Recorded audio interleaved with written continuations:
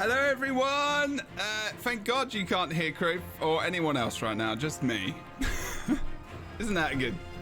That's a good start. They could say anything they wanted, and you would not hear them until I turn them on. I mean, oh, wow.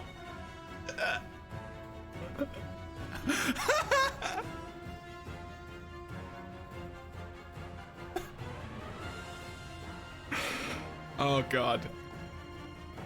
They heard me saying turn you on, but they didn't hear anything else.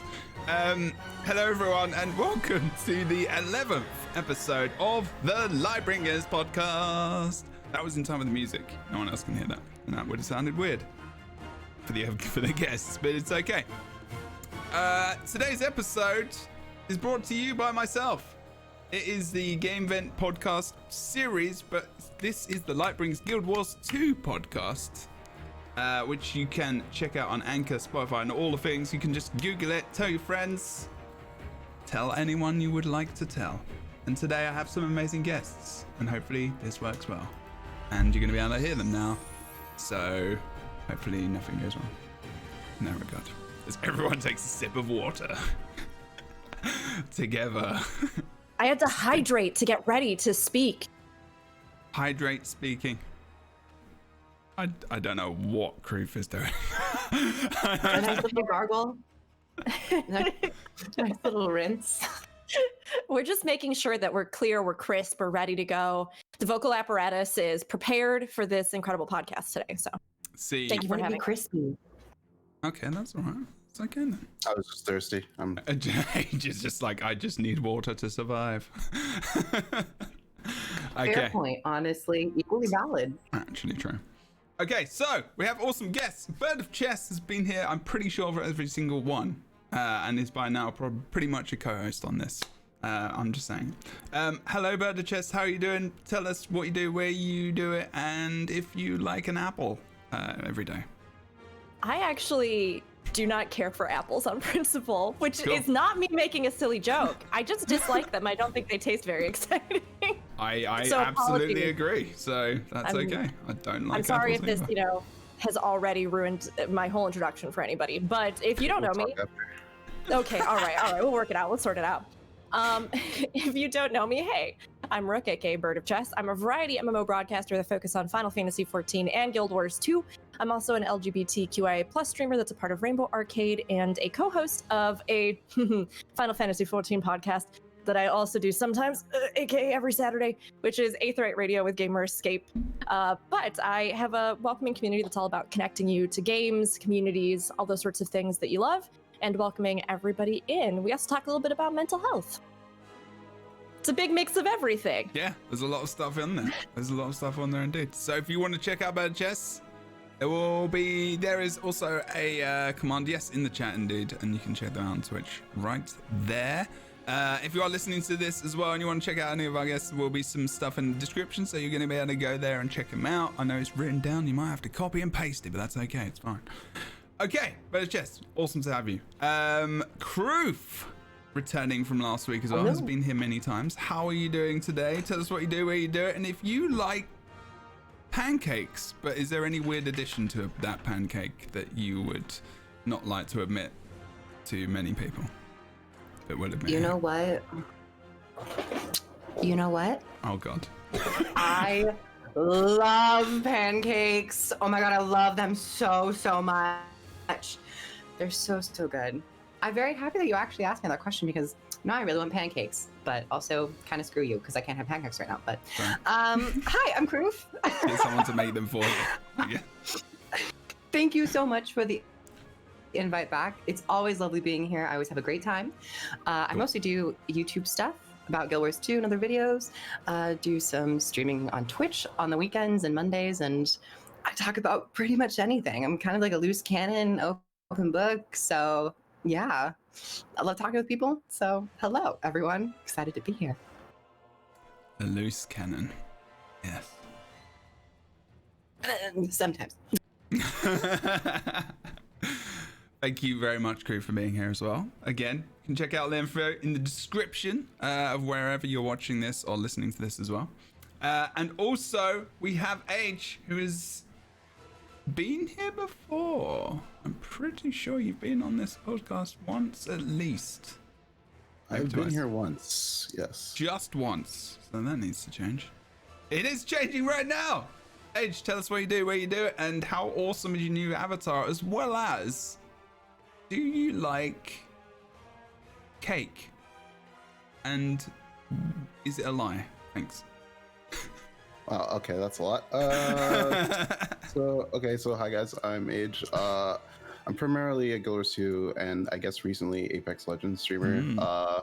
Play a bunch of things. I'm going more variety these days, but I do have a YouTube channel, which is a little outdated. I apologize. More stuff next week. Don't worry about it.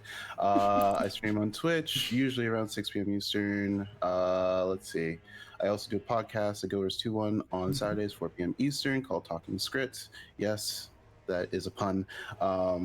And let's see. My new avatar is pretty sweet. I do like cake. Is it a lie? You're gonna have to ask GLaDOS. Is that the person? I didn't play a lot. That's it. You got it. You nailed it. Okay, good. That's That's a good good. answer. I love it. Awesome. Now the difficult questions have been asked. Let's do the podcast because that's the easy thing. Also, not a big fan of apples. Just trying to find out and weed out the Apple fans. So Thank you, Jeb. I love apples. Right, you're out. Bye. Just Kroof real is, quick, don't follow Kroof ever. I like Grant Smith apples more than the regular apples. That's fair. I too, Those are but they're great. more tart. Yeah. Yes, which is good. Like I don't know. I like apple pie. I just have never been a fan. Even when I used to get like, apple in one boxes. Kroof says, no. No. Apple pie is such a lousy excuse for a dessert. It's just cinnamon. Oh, damn, it's on. I'm sorry. Is there a problem with Let's In the go. red corner, Kroof. Your opponent's bird of chess, disliking apples generally, but then a fan of apple dessert. I think Again, apples are it's bird fine of as chess. dessert. You get that honey, you get that cinnamon, you get that flaky crust. It makes the apple better. Because there's less apple, probably. We are the opposites of the same coin, and guess what? We are a currency. We are valuable. Oh, that's nice, I Kroof, think. that was masterful. I feel like we could have said literally anything else the rest of this podcast that was more uplifting or more like well spoken. I think that's pretty much it. Well, thanks for watching, scared, guys. Yeah. Thanks, everybody. Thank you very much. Let's go over to there was going to be a video here. Whoops. That's not going to be there anymore, apparently. I'm going to show you a class trainer. It's a trainer video. Class trailer. This is the first one I think that was released. It was the Elementalists, actually. I'm just going to show it on stream. People guesting viewing. You're going to have to watch it on the stream, I think. Just to get us in the mood, you know. They released these cool little class trailers. They were very good. You can't obviously see it if you're listening to this right now, but Elementalists have just got loads of... I can't remember. What are they called? They're enemies. What are those guys? Ettins? Maybe. Yes. And script. There Yes, you go. I We're not think those are scripters. Ettins. These are Scrit. Just showing But they're different not skills. enemies. They're just best friends that you love. And Shiny. You're true. definitely not gonna set on Fire Girl. So Guild Wars 2, Arena did this great little kind of class trailers, like pre-launch. It was maybe a year or so actually before. I think it was a year-ish before. And I think that's where everyone could see like combo fields and just some of the combat for the first time. We weren't moving around too much. I guess Elementalist was a little bit more ranged anyway, so they're using the staff quite a lot. But this is the first time I ever got really hyped about Guild. No, I was already hyped about Guild Wars 2, but the combat just was like, oh god, this game is going to be so damn good, and I'm so damn excited. And even just seeing some of the maps and some of the, enemies and different stuff that was going on, I was just like, okay, this game looks completely different to anything else I've ever played. There we go. It was lovely, wasn't it? Did you enjoy that? I did. Yeah, the Elementalist moves are honestly, there's so much chaos in game usually as you're just kind of dodge rolling and running about like crazy that you don't always get to see the details in the animations. And I think the Elementalist in particular has so many different like beautiful animations for the different elements that you'll be switching in between, which is cool to see. Yeah, that was a very unique way of doing it as well. Like moving between, like you say, the elements, and then having, about 20 abilities on one side, and then your utilities. That's quite a lot for a new player to kind of get used to, and also just MMORPG players as well, probably, because you can't see all the abilities on your bar, and you haven't got all the cooldowns and whatnot. Don't need mana. I don't though. think I can say how many times I actually watched these gameplay trailers when they first came out, especially like being extremely young. Not extremely young, but I was like in middle school around there, and I loved them so very much. They were so attractive, and they showed off the game. The visuals were also, this was before they kind of did like the visual culling, so it really left like a great statement piece for the game, like, ooh, impressive visuals, really cool combat, etc., etc. So I thought these were really great marketing tools as well. It's so true. Sorry, go on, Edge. You guys say something. I would just want to, I think like Guild Wars 2 is just, the combat system in of itself is just very cool, very unique, and that's what I like about ArenaNet when they released Guild Wars 2. It's just like, it's an MMO but like a different spin on it that's kind of cool, and especially with the weapons giving you the first 5 skills, I think that in and of itself is very unique. And just the action combat that has ruined me for pretty much all non-action combat MMOs. Just big praise on that. You're so right. And like those weapons, they also all change kind of how the class feels. Like, it's so funny to me because in that trailer you see the staff, obviously, but even when I first was like messing around on an Elementalist character that I had, and I switched to something with dagger, and suddenly it felt like, oh, whoa, the combat style, it could be totally different for this kind of thing and this character and with these different skills. And I really love, like you were saying, that there's something kind of unique about that, where not only do the classes not just sort of fit into typical MMO archetypes, like a lot of them are a little bit more, diverse, and they're different in the way that they kind of realize that. Warrior, maybe thief, they might be like the closest to that idea of like a rogue and a warrior that you see a lot of times, but most of their classes really do something unique, and then you get all these more options and different options with the weapons that you have and the way that you kind of build that class. It's very true. Like, everything you've all said, I don't need to add to that, because I'm just going to ask a question instead.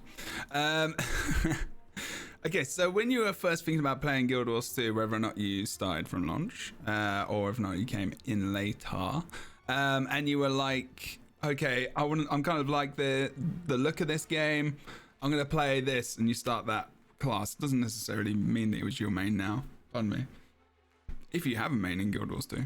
I'm going to ask Age first. What was the first character you ever played? Class. You're joking, right? Yeah. You know. Did you really? Yeah. That was the first class you played? All right, what was it? Yeah. For those who don't know, I am a thief main. I've been a thief main since day one. I play mostly assassin based classes in most games. So that thief just was the natural pick for me. And yeah, I just like the aspect of being sleuthy, elusive, tactical, that type of play style, and then just bursting people's faces off. Yeah, good time. Well, there you go. That's a good excuse. I'm just going to show some of the thief kind of footage in the background while we're going. I remember this video very, very, very well. Just like the thief kind of going across the housetops. I can't remember what that is. I don't know if that's Kessig's Hills. But the pistols, like pistol. Oh my god, it looks so good. And the female character model and the armor and stuff as well. Just like those laced up pants, some hot pants. This, one might say, this was iconic. I remember this very well. Wait, are you just saying? because of is there any specific reasons, or is it because of like I don't? I mean, because it's cool as hell, Jeb. Plethora of reasons. It was. I mean, I think that one in particular, the editing was really cool. They did a lot of focus shots and slow-mo, and like the sound design, like they really boosted the volume and stuff with the guns and such, but also the character. It's like, of course, like the presentation of the thief was captivating. Especially with the Norn and like the tattoos, all cool. Yeah, the scatter shot does not go that far though. Yeah, I was gonna say, yeah, that is pretty far.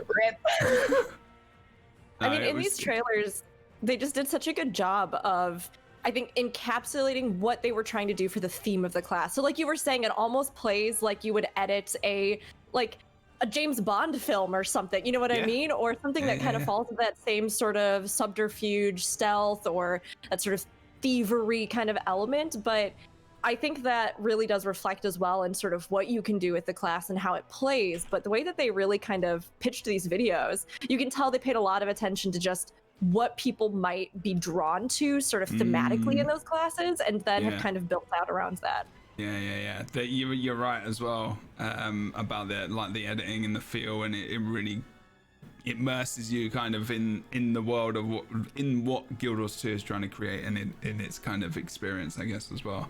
It's just, like the different angles as well. They must have had a few people in there capturing when they were doing this, because, you know, that would be difficult to, redo. I mean, obviously they can just repeat the process, but it won't look as good.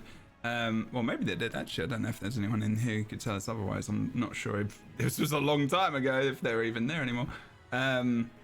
Yeah, Fave was awesome class like at the beginning, and wasn't like, it was more like you said, like Rook, you said earlier, you know, roguish class, and it was kind of, it's not unfamiliar, but it's got that Guild Wars 2 spin on things, as every class does, which makes it very unique in its own way. Cool, age, nice, not massively surprising, but that's okay. Very cool that you've stuck with that class for so long. No. I mean, you know, it's a testament to the class. If you've enjoyed playing it for, 8 years, you've been enjoying playing it for 8 years. I mean, that's it, isn't it? That's good. Is there anything else you want to say about it at all? Well, like, I have one of everything. Do I have, how many thieves do I have? I have 1, 2, 3.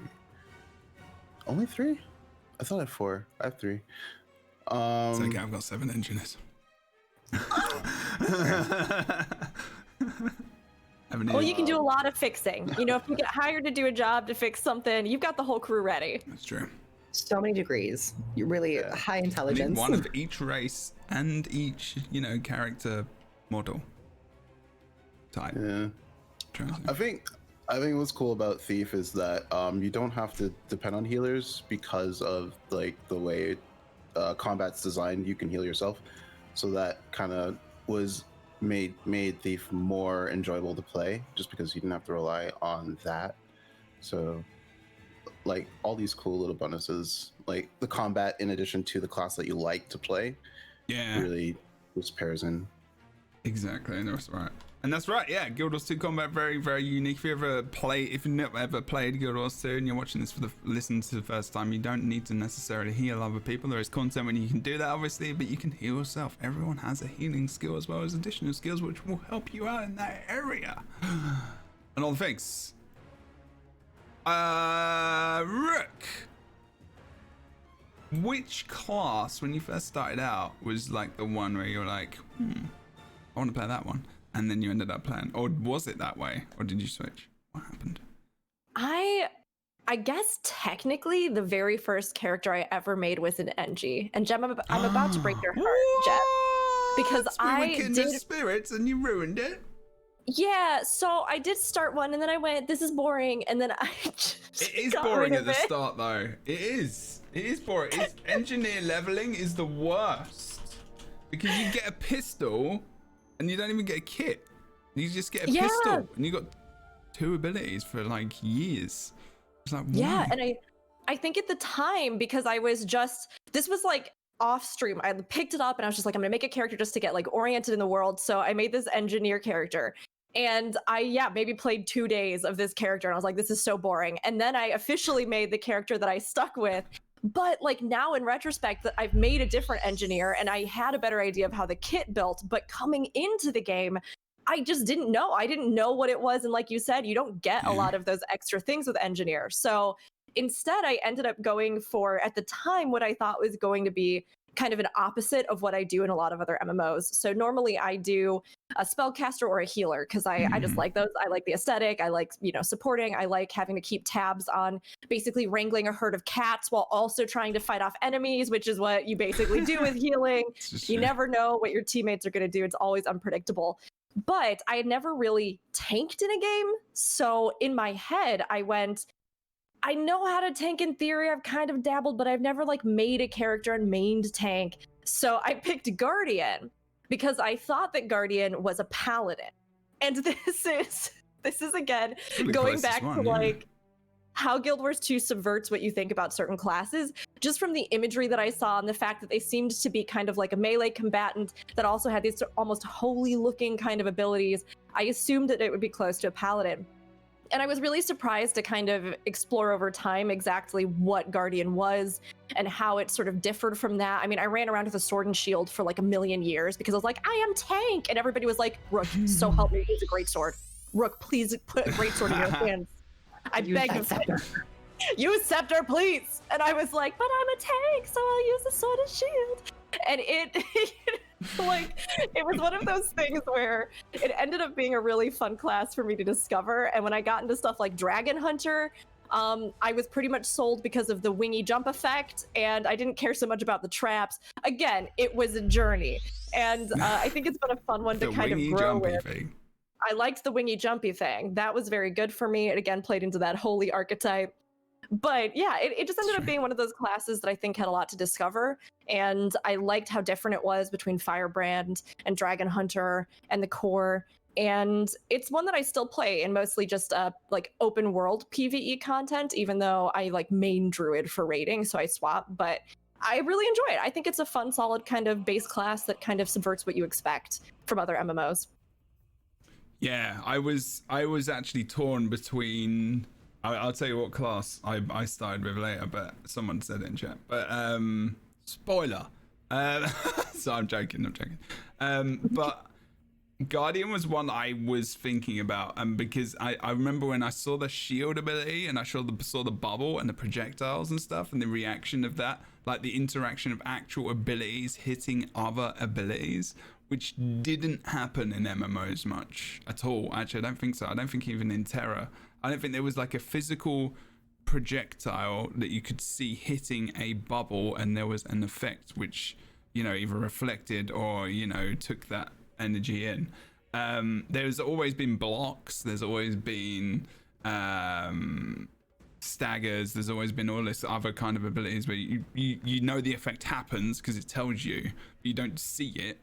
And Guild Wars 2 showed you the things, like when you blocked, it felt like you blocked. I mean, I know in Warhammer Online that felt like it because you had collision, and Dark Age of Camelot and stuff like that. But in this, you could knock people back with the bubble, with the visual, and it was very visual, and it was very, we got some images on the screen at the moment. When you hit stuff, there was this like slow kind of. It felt like you were playing a beat 'em up as well, and it was very much like I've hit this thing, and I guess Guardian was one of the ones that I was kind of drawn to as well. I think you're right as well. If you're a healing kind of supporting character type person, which is what I am like as well. Funnily enough, I don't play that kind of class anymore. I guess I play everything, but I play in PvP. But Guardian is one of the more obvious ones, right? And then you start playing the game, and like you say, like someone tells you to bring a greatsword. I felt the exact same. Like, Jeb, it's so funny that you bring up that idea of blocking, because I think I was coming directly from Final Fantasy XIV at that time, right? Mm-hmm. And the idea of being like a tank in Final Fantasy XIV essentially is just that you, through abilities that you have, generate aggro, which just pulls, enmity from various enemies to you, and that's how you kind of tank. But when I was seeing stuff like you were talking about, or when I started playing around with like Sword and Shield, I loved the idea of actually being able to be somebody that, because of the mobility of Guild Wars 2, I could, like, here is a barrier, here is a shield, I can knock these people back, I can keep allies safe, they can do their thing. Like, that was a kind of dynamic, protective gameplay that I hadn't really seen before. And even if it doesn't end up being the meta that a lot, you know what I mean? I still really love that idea. And it's something that I'm hoping that maybe we get some sort of like tank spec eventually, you know, because I do think it could be really fun. And plus, like, some of the imagery of it, like the spiritual weapons, the like ghostly spectral weapons that you can summon, reminded me a lot of like cleric in D&D, where you can summon a spectral weapon of your deity and then like fight. So I loved how they combined all those themes. And even if it is kind of, I think, one of the more just sort of maybe standard, it doesn't have the most exciting, innovative gameplay all the time, but it depends on what you're playing again with like elite specs. But even so, I think it still has a lot of really great thematic design to it. Yeah. Yeah, the Guardian trailer was definitely one of the more weighty ones. Like each strike, I mean, even with Warrior did have a little bit of weight, but that class trailer for Guardian really got me, especially with the banish on the hammer and the mace strikes, just the overall editing of it and the camera shake. I mean, you still even get camera shake in game, so. Yeah, banish is one of my faves. I remember that, like, in PvP, just be like, line up that banish, get that port on, you know, they're not going to see you, boom, smashing them right across the map. It's always fun, especially with downstate bodies in PvP as well. That's that always makes me. Yes, I've got a like 10,000 viewed YouTube video in PvP where I just own with banish. It's just funny. It's just fun. Awesome, Rick. Thank you very much. And I realize in that I may have ruined Kroof's reveal, maybe. I'm not sure though. What did you play kind of at the start and kind of things, and why you did that, and what it was like, and feelings. Well, you guys came to the light of Guardian at a later time. I was blessed to be graced by the light of the Guardian immediately. I was pretty much a Guardian main from the get, because I too am the squishy support main, the one that always looking out for the team. Right. We have 3 support mains in here. We are the greatest of all time. Age is doing the work of assassinating. We need that DPS carry. But I really loved the Guardian. I came from World of Warcraft being a priest main, so obviously with the holy light and all that stuff, and like the healing and the divinity of it all, Guardian was pretty much the option for me. Funny enough, I never really played Paladin, but I still really like the themes of it. So with Guardian, I was really looking out for its staff abilities, but in the trailer they never really showed it, so that kind of got me a little concerned. But eventually, as more information came, we got more magical stuff, especially with utilities and the staff and the scepter. So it still is a heavy armor class, but I managed to fill that itch of being a priest of some sort of backline healer, especially in more recent times when staff got a little bit of a rework and some stronger healing capabilities. But I really love the Guardian, and I've grown to like more melee support, melee combat, especially with like the mace and the shield and the greatsword and the sword and all that. So Guardian was my first, and then if we're talking about seconds, my second one that I kind of came to was Necromancer, because it was like, I guess I'm just like, holy light, and then dark magic, death magic. Yeah. We need extremes in life. No, that's cool. Yeah. Like, that's a good point, actually. Yeah, staff did get a rework, considerable one as well, because it was just, I think, what is it called? The loot stick for a long time. Yeah, that wave of wrath. Yeah, it was just like you could hit one button. It was just this conal AoE that was it just looked weird. I don't know. It kind of looked weird. And then they shrunk it. Yeah, they shrunk it, and then they just turned into projectile. So strange. They shrunk it by like the range, and then they turned into projectile, and it was like, okay, cool, I guess. Fine. But I prefer its current iteration. Yes. People were sad when the loot stick got wrecked, and I guess like World v World and Karma trains and stuff, because you can just run around pressing one button. Even though people do, there's still weapons you can do that. Awesome. I'm going to tell you mine. I'm going to put it on video first, though. Whee! I was like, I have never, ever heard... Now, I didn't play Guild Wars 1, bear in mind. So I'd never seen a Mesmer before. And I was like, this Mesmer look cool. Look at the video, Mum. It looks so good. I can't wait to play this. And it was just like this massive, I don't know, there was the invis and the video, which is currently on the screen as well if you're watching the video. And there was just loads of different stuff, like it was very much utility. It was very much about mirages, like cloning yourself, and just fooling the enemy. And I was like, I've always played healer or something similar, and now I'm gonna kind of play something completely different. And this was very different. It was tough to level at the beginning, but that's because I was completely confused about what the hell was going on. Because you would produce clones and then you would shatter them to do damage. And at the beginning, I believe you got I can't remember if you get a sword or a scepter? Either a sword or a scepter. One of the two. Can't remember at all. But it was just cool to see you send out these versions of yourself and just hit your enemy, you know, in the trailer specifically. And it was just like, I'm gonna try something different, and I've got a big, massive Norn Mesmer called Jebro, who's still, you know, hanging out in various places. I leveled him to 80, and then I did do a lot of World v World because back then you could use Portal, and Portal was there was no limit to the amount of people that could go through the Portal. So Portal plays were a big thing in World v World, which is another reason why I did it, because beta weekends during the summer before release and a little bit before I think as well, you could basically, it was just like get through the gate or get over the wall, and then when they put the wall back up, you just portal your army through one portal. It was so awesome. Oh my god, I will never forget that. It was just, and you'd also use like time warp and like mass invis, because I don't think there was a limit on invis as well, or the line, and you just run through, and it was just wicked. It was just so good. I remember it so well. And I was just playing tanky Mesmer, and I played it for a while, but then I moved to engineer, which is my main class I play now. I would argue that I don't have a main class anymore because I make videos and stuff for everything, but I play Necro, Engineer, and Guardian mainly right now. Engineer is very, very different as well because you have kits, and at the beginning of the game, and if you're ever wanting to get into Guild Wars 2, Guild Wars 2 is a fantastic game.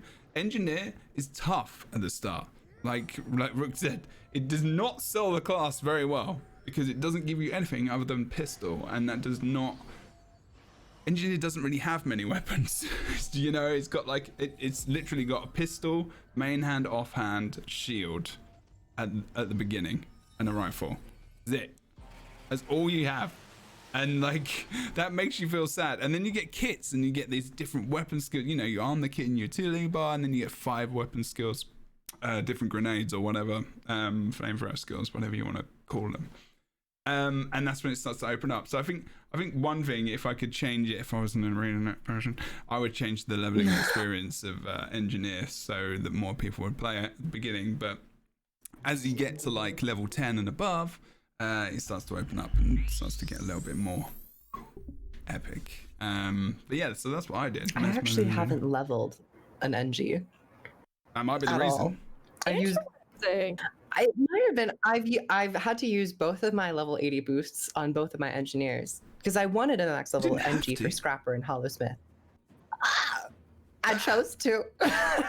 Yeah, well, by then you get all the skills and everything. Like you say, you get the level boost to 80, and then you get, you know, the crappy looking armor. It's a fun class, but the process of leveling it, I would agree. And engineer is already one of my lesser favorite professions, and I just think like overall its kits and its weapon accessibility is kind of, you know, a little weird to overcome in the beginning. Yeah. It doesn't really sell Guild Wars 2 in its entirety. I think one of the best classes to play at the beginning is in terms of ease as well and variety is probably Warrior. Because it's just, you know what it is. You know what you get. You got love health, you get loads of weapons. Go Necro. Yeah, Necro is good as well. Necro really is fun at the beginning. Core classes wise though, that's what I'm gonna ask you. I'm gonna ask you to rate your core classes favorite top 3. I'm gonna go first. Okay, core classes when I started the game for fun factor, probably Mesmer, Guardian, NG. There you go. Core class. And if you didn't come in core, you can say Heartthorns or whatever you did. Oh, jeez.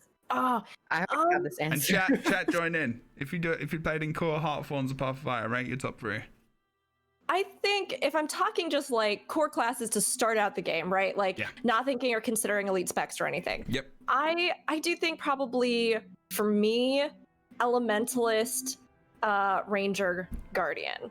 And I think that for those 3 in particular, like it's kind of a range, right? Because Guardian, I think, is fairly accessible to just like pop into. You have a general idea, you just go for it, and then you get some fun stuff with the different weapons and obviously with the elite specs. But Elementalist, on the other hand, I think is one of the ones that maybe is a little bit more frustrating for people to learn on because you get killed a ton and you're trying to figure out like what even each of the different elemental aspects does specifically within the sort of mechanics of Guild Wars 2 if you're not familiar with it, or how CC or, you know, the different sort of things or substats you might be having in your gear might affect it, right? So Elementalist isn't like a really newcomer friendly one, but it is one that I think has a lot of flair and feels really cool.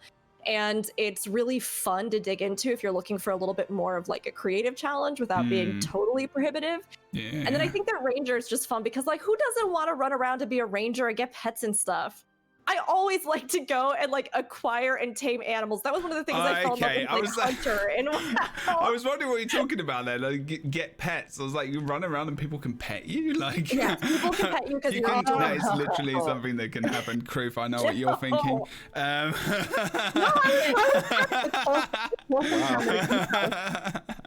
Everybody loves a good Ranger, and they just want to lavish you with attention and love. No, animal companions, the creatures you can tame. You get to go out there and like find all these creatures. Yeah, and I always kind of like that more nature kind of aspected sort of deal, and even, you know, I like bow on Ranger just from an aesthetic. Are you trying to trigger age right now? No, go on. Conversion. I do it for immersion on my roleplay character, but when, you know, what's a trigger age? RP in Guild Wars 2 by triggering age with a longbow. Look. If I make this is what I do in all my MMOs. I'm like, I make my characters for raid, I make my characters for whatever. If I make a role-playing character, I'm like, I'm gonna do all the stuff that doesn't make any sense, but that aesthetically works for this character. Yeah. And sometimes it's fun and it's liberating.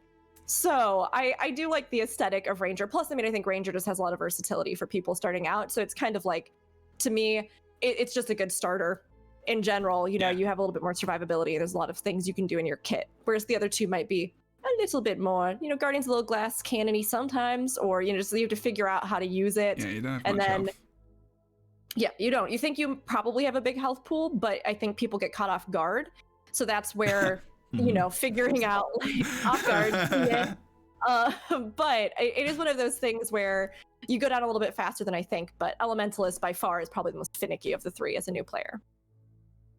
I love the chat respecting each other now and then talking about classes against sort each other. It's like, I respect your opinion, you're a lovely person, but you're very wrong and please stop. I think you're relying on fallacies to make yourself believe that you're right. And I just don't think yeah, Ranger is a good starting class as well. Yeah, especially your pet can do some of the work for you, and yeah, it's fun to get around as well. They've got good like movement abilities. But yeah, Guardian actually has one of the lower health pools and obviously is more boon oriented. So like, you know, regeneration, protection, all this kind of stuff to buffer that kind of health. So it doesn't get touched for a little bit. But yeah, it's definitely a bit squishy in the beginning. Did we all say top 3? Or did I just say one person's? Or did anyone say? No, wait, we didn't. It was just me. It was just yours. Okay. Kroof, the top 3 core. Oh, hello. Well, I definitely have a top 2. Guardian Okay. and Top 2 Necromancer. And then everything else is just kind of like a fight for survival. Okay. I would imagine it changes. I'm really enjoying. I love Revenant. Core class. No. Revenant isn't a core Oh, class. okay. Good lord. Kroof is just messing it up right now. Oh wow! I rewrite the See rules. this Quaggan? You see this Quaggan? It's sad. It's sad in the face. Okay, even if it's That's a smiling, smile on it's his sad. He looks pretty happy to meet Jeb. I don't know. Because I'm holding him. Wait, Upside did everybody get Quaggan? And I did not get the memo. Yeah, Age has got an upside down Quaggan. Oh wait, I have my You other got one. Quaggan I got Poshi. another Quaggan. I got the reverse. I got the pink one. You've got the one that's never been touched. Yeah, like your smile is still intact. Mine's just like, yeah, Jebro's been using me for stress for quite a while. That sounded weird. Wow. But for core class, okay.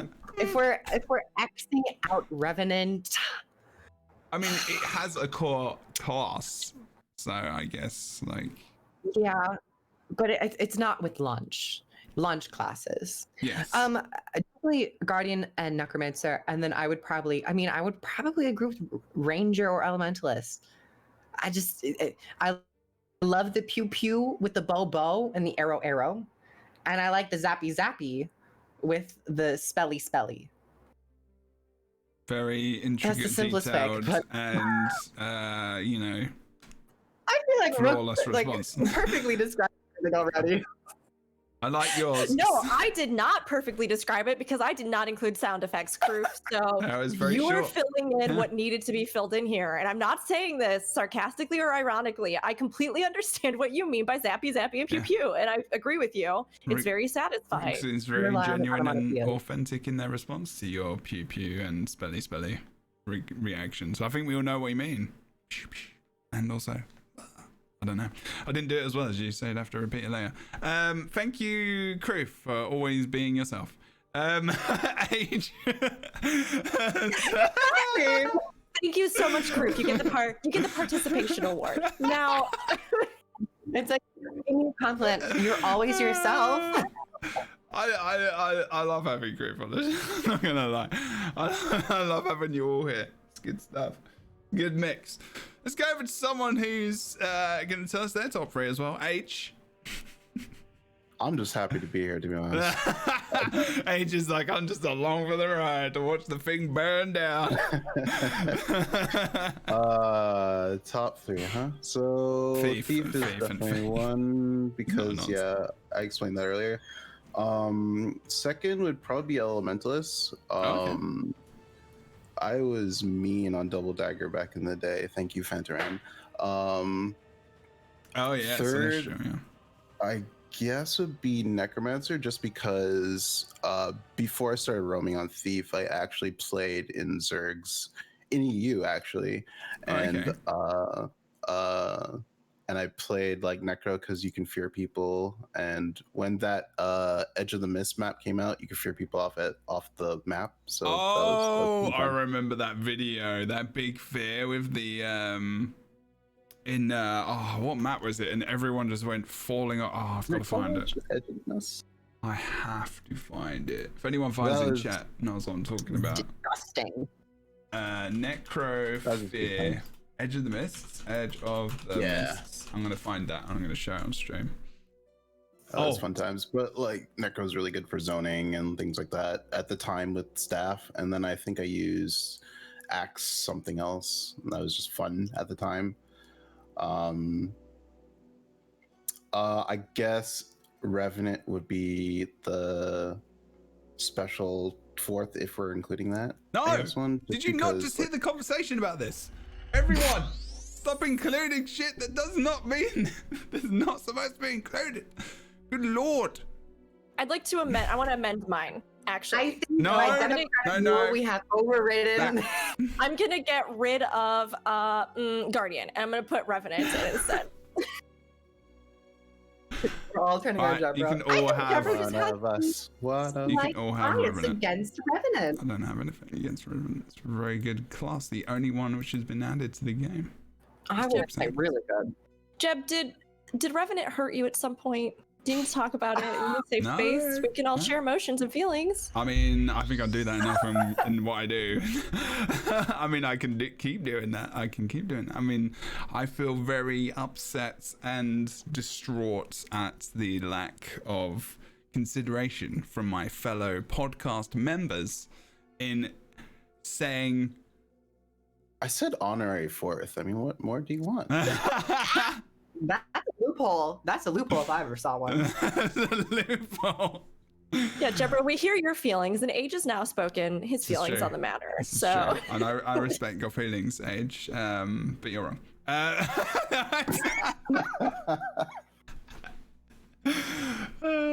All right, we're gonna go off that question. Thank you very much, everyone, for being useless. okay, all right. In a loving, caring way. Kroof, now in retrospect, I'm thinking that your comment, thank you for always being you, is at least better than thank you for always being useless. So, Wow! True. The worst True. Okay, now we're thinking, because we brought Revenant up, and and thank you, Age, for the top three. / honorary fourth, which is not a thing. Didn't ask for an honorary fourth, but it's okay. You're not gonna let it go, are you? No, I'm not. Okay. What is your? I guess at that point, just thinking about it, were there roles? Did you play roles in core? I guess you don't really play roles class roles as you're kind of leveling up in core. Oh, I did. Did you? What did you do? I totally did. And in hindsight, and these are game class roles, not some random thing you're making up in your head. I was being a chef. No. Because I'm wondering what you're going to say, and I'm just preparing myself. No, I fully played a support playstyle as I was leveling. I was building healing power and vitality. You did. Amazing. I guess. Thank God you didn't bid toughness. You would have in dungeon. You know what? I would have never died. Sure. But we went into Guild Wars 2, and I think the marketing also kind of was at fault because they were marketing the game as you can play whatever you want. And so I was like, okay, great. Let me play a support player. And especially at launch and leveling, going that route probably isn't the fastest, but you can heal yourself and you can get through difficult content when you're starting the game off. But not even with dungeons was there a real need for healers. There was always you can do it, but mostly everyone just went damage. So I was kind of the outlier. I was I'm gonna stick this to the end, and I rolled with it. I ran with it. So you should have that as your new YouTube saying, put it as your quote or something. Kroof, the outlier. The outlier. I have so much space by myself. Anybody want to come party with me? I will always live, and I was support since day one. Yes. Yeah, since day one. Did you feel, Kroof, I have to ask you, did you feel really, really vindicated when raids eventually came out and there was actually a reason to have a dedicated healer? No. Because No. Did you say no? I don't think Kroof plays support. You play Kroof literally joined us in our raid on Saturday night, and you played damage. No. I must clarify. I did play damage. I must clarify. I do main support, and I love support in raids, but I must clarify because I was a Guardian main. This was when Dragon Hunter was out. And so I did go into a raid, and I tried to be a Dragon Hunter healer, and my raid yelled at me for it. They said no. And I said, okay. I folded under peer pressure and went full damage. So it wasn't really until it wasn't until like the community really got behind Druids and Elementalists and Tempest, and well, even Tempest was mostly damage, and then over time it became support. But once I found Druid and I got my Druid up and ready, I felt like that was when I could really fulfill my support role. But since then, more classes have been able to fill that healer niche. So now I feel vindicated. That's so funny though, because I felt really similar when I picked up Ranger initially and Druid just to level for some of our like learning progression raids. And it really was the first time that I got into any content in Guild Wars 2 where I felt like I am healing. I am a healer right now. and it was actually really exciting. But I wasn't there when like the raids first were released. I came in when after Path of Fire had just been out. And so for me, it was like, I didn't get to see that shift where suddenly there was some sort of, I guess like almost more of a mindset of how do we now create a new meta precedent, if you will, for raiding specifically.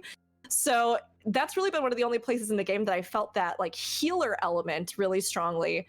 And it is funny how, you can run it outside. And I still think it's fun, especially if you're with people who are like leveling or newer, because then you can heal them and let them kind of do the damage and them figure out their rotations. And I think that's always a really good thing. But it's definitely one of the few instances where actual healing is like the backbone of what you do. Agreed. I mean, you could do it in dynamic events. And if you're just like, if you just realize that you are helping people in the open world, you can get some satisfaction for fulfilling that healer role, but it's not as like satisfying when you're in a raid. Well, it really isn't. So raids were a great introduction. Roles weren't necessarily a thing in PvE, but in PvP, that's in true. World v World at core launch, they did have roles. Well, I guess it didn't have to, but like, I mean, people didn't have to do that. But PvP was very much, the heal guardian, support bunker guardian, staff, mace and shield was pretty much like the staple, like healer. And then you had like Mesmer and Fave, which were these roaming kind of stealthy, boom, bam, bam, thank you, ma'am, one shot heroes. And then you had two other classes which were kind of interchangeable. And then I think that's very up until first couple of years, and then that changed in Celestial Amulet and stuff like that, as kind of Age mentioned with Dagger Elementalist.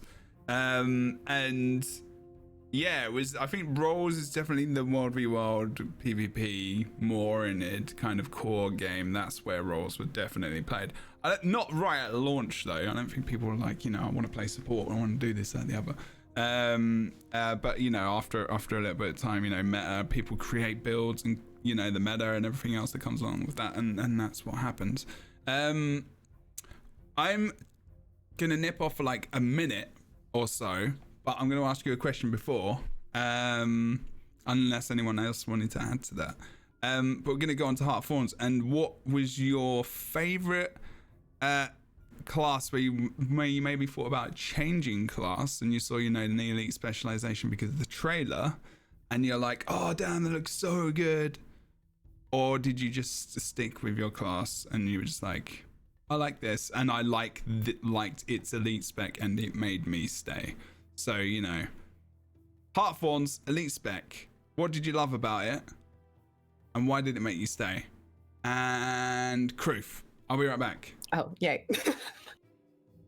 I would definitely say that Dragon Hunter, being a Guardian main, it definitely reinforced my love for Guardian. But I went into it thinking I could support, and I thought the trap actually healed other people as well, and it does not. It just heals yourself.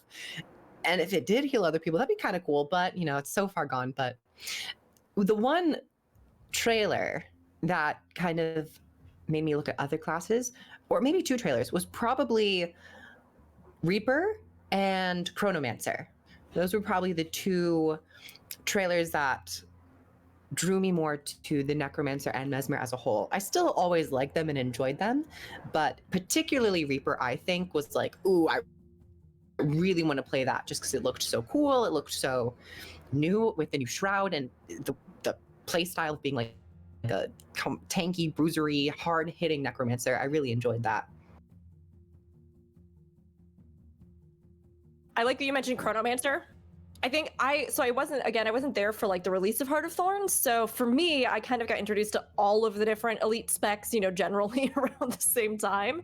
But if we're just looking at elite specs that were introduced in Heart of Thorns, I think Chronomancer just has such a cool theme. Like, I love that. I love the idea of the like time manipulator and that concept, especially when you then pair it with something like a tanking almost sort of component where you're essentially like rewinding time or doing these different things that like affect your party in different ways and in theory make it so they never took the damage or protects them, like from just a conceptual kind of thing. I think that's the coolest, and it reminds me a lot as well of My Hero Academia and some of the stuff in the most recent season with like that idea of like rewinding damage or rewinding stuff, or just like the way that you might play with time as an element. So for me, Chronomancer probably, although funnily enough, I like never play it. But I do think that thematically it's cool. Did Druid came out for Heart of Thorns? Yeah. I think probably my most played one is Druid because, again, I do actually really like the concept of that as well, being able to summon the nature spirits and do buffs. The Celestial Avatar, I think, is a really cool thing. Like, that's that extra step that feels really Guild Wars 2 to me that a lot of other MMOs that might have something like Shaman, or, you're summoning totems or spirits, right? That's sort of usually kind of the end all be all of what you do. But the fact that Druid has that extra thing where, you're almost becoming like one with the universe and then like healing people, I was like, that's awesome. I love it. So I actually have a lot of fun playing Druid, even if it is pretty straightforward. And I think it just is satisfying. Like, it just feels like what you're doing really brings together the concept of the class. So I like that a lot too. I think you can play. I think it can feel straightforward when you get used to it after a while. But I went back to when we were playing raids last week. I actually played Druid Healer, and I haven't played Druid Healer for maybe 2 years or so. When we would like went through all the raid content other than a couple of bosses, and I switched. It sounds weird, right? Jebro playing a Druid Healer, but. And then I was like, I remember like, going into the avatar form and trying to build might stacks for people because it's just not something I did in PvP or PvE really, other than raids, maybe fractals, I guess, but I never played it in fractals. And then swapping the Celestial Avatar, then using AoE abilities to bring might as well and pop that out. And using healings and using the tides, glyph to knock back orbs and stuff in Veil Guardian boss, and also just popping down, choosing which heal to use, whether I'm going to use the spirit, whether I'm going to use the AoE heal, depending on which boss I'm doing. If I'm on Ken, probably not the heal spirit, maybe I'll pull out the other one and help people out a little bit. Maybe I'm going to start ranging the boss a little bit so I can tank the shards that come out of the boss, or am I going to stick around, or am I going to go out a little bit from the raid to grab the big fire, like the big red AoE around me and not stand on the rest of my peeps because I can survive and I'm good. There's different options. And apparently Druid is now pretty good in PvP, so because they're just so bulky, because there's big changes in PvP the last couple of days. So I didn't know about PvP. That's cool though. Yeah, Druid has a lot of flexibility. Yes. And there are a lot of things in its kit CC wise and depending on your pets, right? Yeah. And then, even I remember when I had the revelation of Hand Axe and the fact that like Hand Axe itself has a variety of all sorts of different things you can do. Like your one just automatically generates might as you use it. There's like other ones within that will help your CC. The spirits themselves have a bunch of different effects when you detonate them, sometimes including CC. Like there's so many different things that you can do. And even like with the mobility of staff, if you're using it on Druid and you can sort of fly around, or I even sometimes like the situational stuff with like the healing wall, where if projectiles go through and it's a fight where you have a lot of things lobbing at you, it's just that extra little thing that I think as you get better with Druid, like Druid will do what Druid does pretty well, even if you have no idea what you're doing. But when you actually start to like learn the little situational things, especially in raids and fractals and stuff like that, I think that Druid has a really nice flexibility of kit that is kind of a reason that it's been there, even aside from the might, as something that's brought in a lot to different raids or groups. Yeah, for sure. And the rezzing as well, sending your pet out to res like automatically through the traits, or whether or not you need an extra on, just in case you need a little bit of a lift in some of those moments where maybe someone just keeps dying quite a lot and you're like, I want them to learn, so maybe we'll just get that ability. It's not happened in our raids because normally we all die at the same time, unless it's Ken. Sometimes we have trouble there in Samrock, maybe. But yeah, I think you're right. I think that is a good point about actually all the classes as well. They have like some idiosyncrasies which are very, they have a lot of these details where you're like, if you really flesh it out and start to play it more, these little tiny things about the class where you're like, so I can actually do, get a little bit more extra might, or I can get a little bit more AoE healing if I pop out this field and blast it and charge through it, for example, as an additional thing. And combo fields is a very, very unique thing for Guild Wars 2. There's not many other people that do it. I know ESO does it in a way where you can interact with fields by pressing a button, so it's not really the same. It's not really a combination. It's more of like an activation, I suppose. But yeah, I think there are other games that started to do it. I can't think of any off the top of my head. I don't even think BDO does. That does online. I think Divinity Original Sin 2 is like the most intensive combo effect field elemental field, but it's not technically an MMO or anything. It's a single player, but it has a pretty expansive co-op. But almost your entire gameplay in that game comes from just like how different elemental fields are interacting with one another and how you're applying them, and then like what those can do to help you in combat or like, sequester areas off. But yeah, Guild Wars 2 is kind of unique as far as MMOs go in doing something like that. There's very few that even combo buffs, like, or have some kind of stacking interactive buff ability, or it's usually not something you see a lot. Oh, that's universal. Yeah, that's true. Yeah, because it'll be like a buff which you just give to like a paladin or something in World of Warcraft, where you give everyone like 5 protection or something, and it's just always on. Like that's a paladin buff. I mean, there are things in traits where you do give things specific to your class, but they're not like the boons. So if you produce might, like every class can produce might in different ways to your teammates or themselves, etc. Rest in peace, old version Alacrity. Old version Alacrity. What was the old version of Alacrity? When it was a boon. Yeah, it was a buff. It wasn't a boon. Buff, wasn't it? Was it a buff or it wasn't? It was wasn't it a buff? Oh yeah, right. Only right. Mesmers could give it out. It was the little, thingy above your right, the purple time one. Yeah, I remember now. Huh. God, that seems like it was so long ago. We didn't get to your Elite Specs Heart of Thorns. I mean, we know, but. Well, okay, I'll make it more interesting. What could it be? One that was the most interesting. That was not. My good lord, Age! With the new sexy avatar, which you have to go check out, by the way. What was your favorite elite spec from Heart of Thorns? It was Daredevil, yes. Mostly because all of our shocked faces. Yeah, I know. Chat, give us your most shocked emote. I'll sorry. Guess a minute. No, I'm sorry. This is excellent. Daredevil's great. This is amazing. Tell us about why you love Daredevil. Mostly because acrobatics was not great at the time. So Daredevil was the new acrobatics line that people picked, and everyone else disliked because it was pure evasion builds that did damage, especially Condi. No one likes that build. No one likes that build. PvP you're talking about just everywhere. Pretty much everything competitive related, yeah. There's melee stuff, yes. It's very I true. did like Reaper because I did like the option of being like immovable death. So I did play that a little bit. I made a build in PvP where I just stayed on point and just killed everyone. That was fun times. Other than that, I did like Revenant too, but like not necessarily the elite spec. I had to take the elite spec because of shield, But Yes. I did like Malik's Shiro at that time, which also is very oppressive at that time. So yeah, I played very oppressive stuff, I guess. I'm just trying to see if I can Very find it. aggro.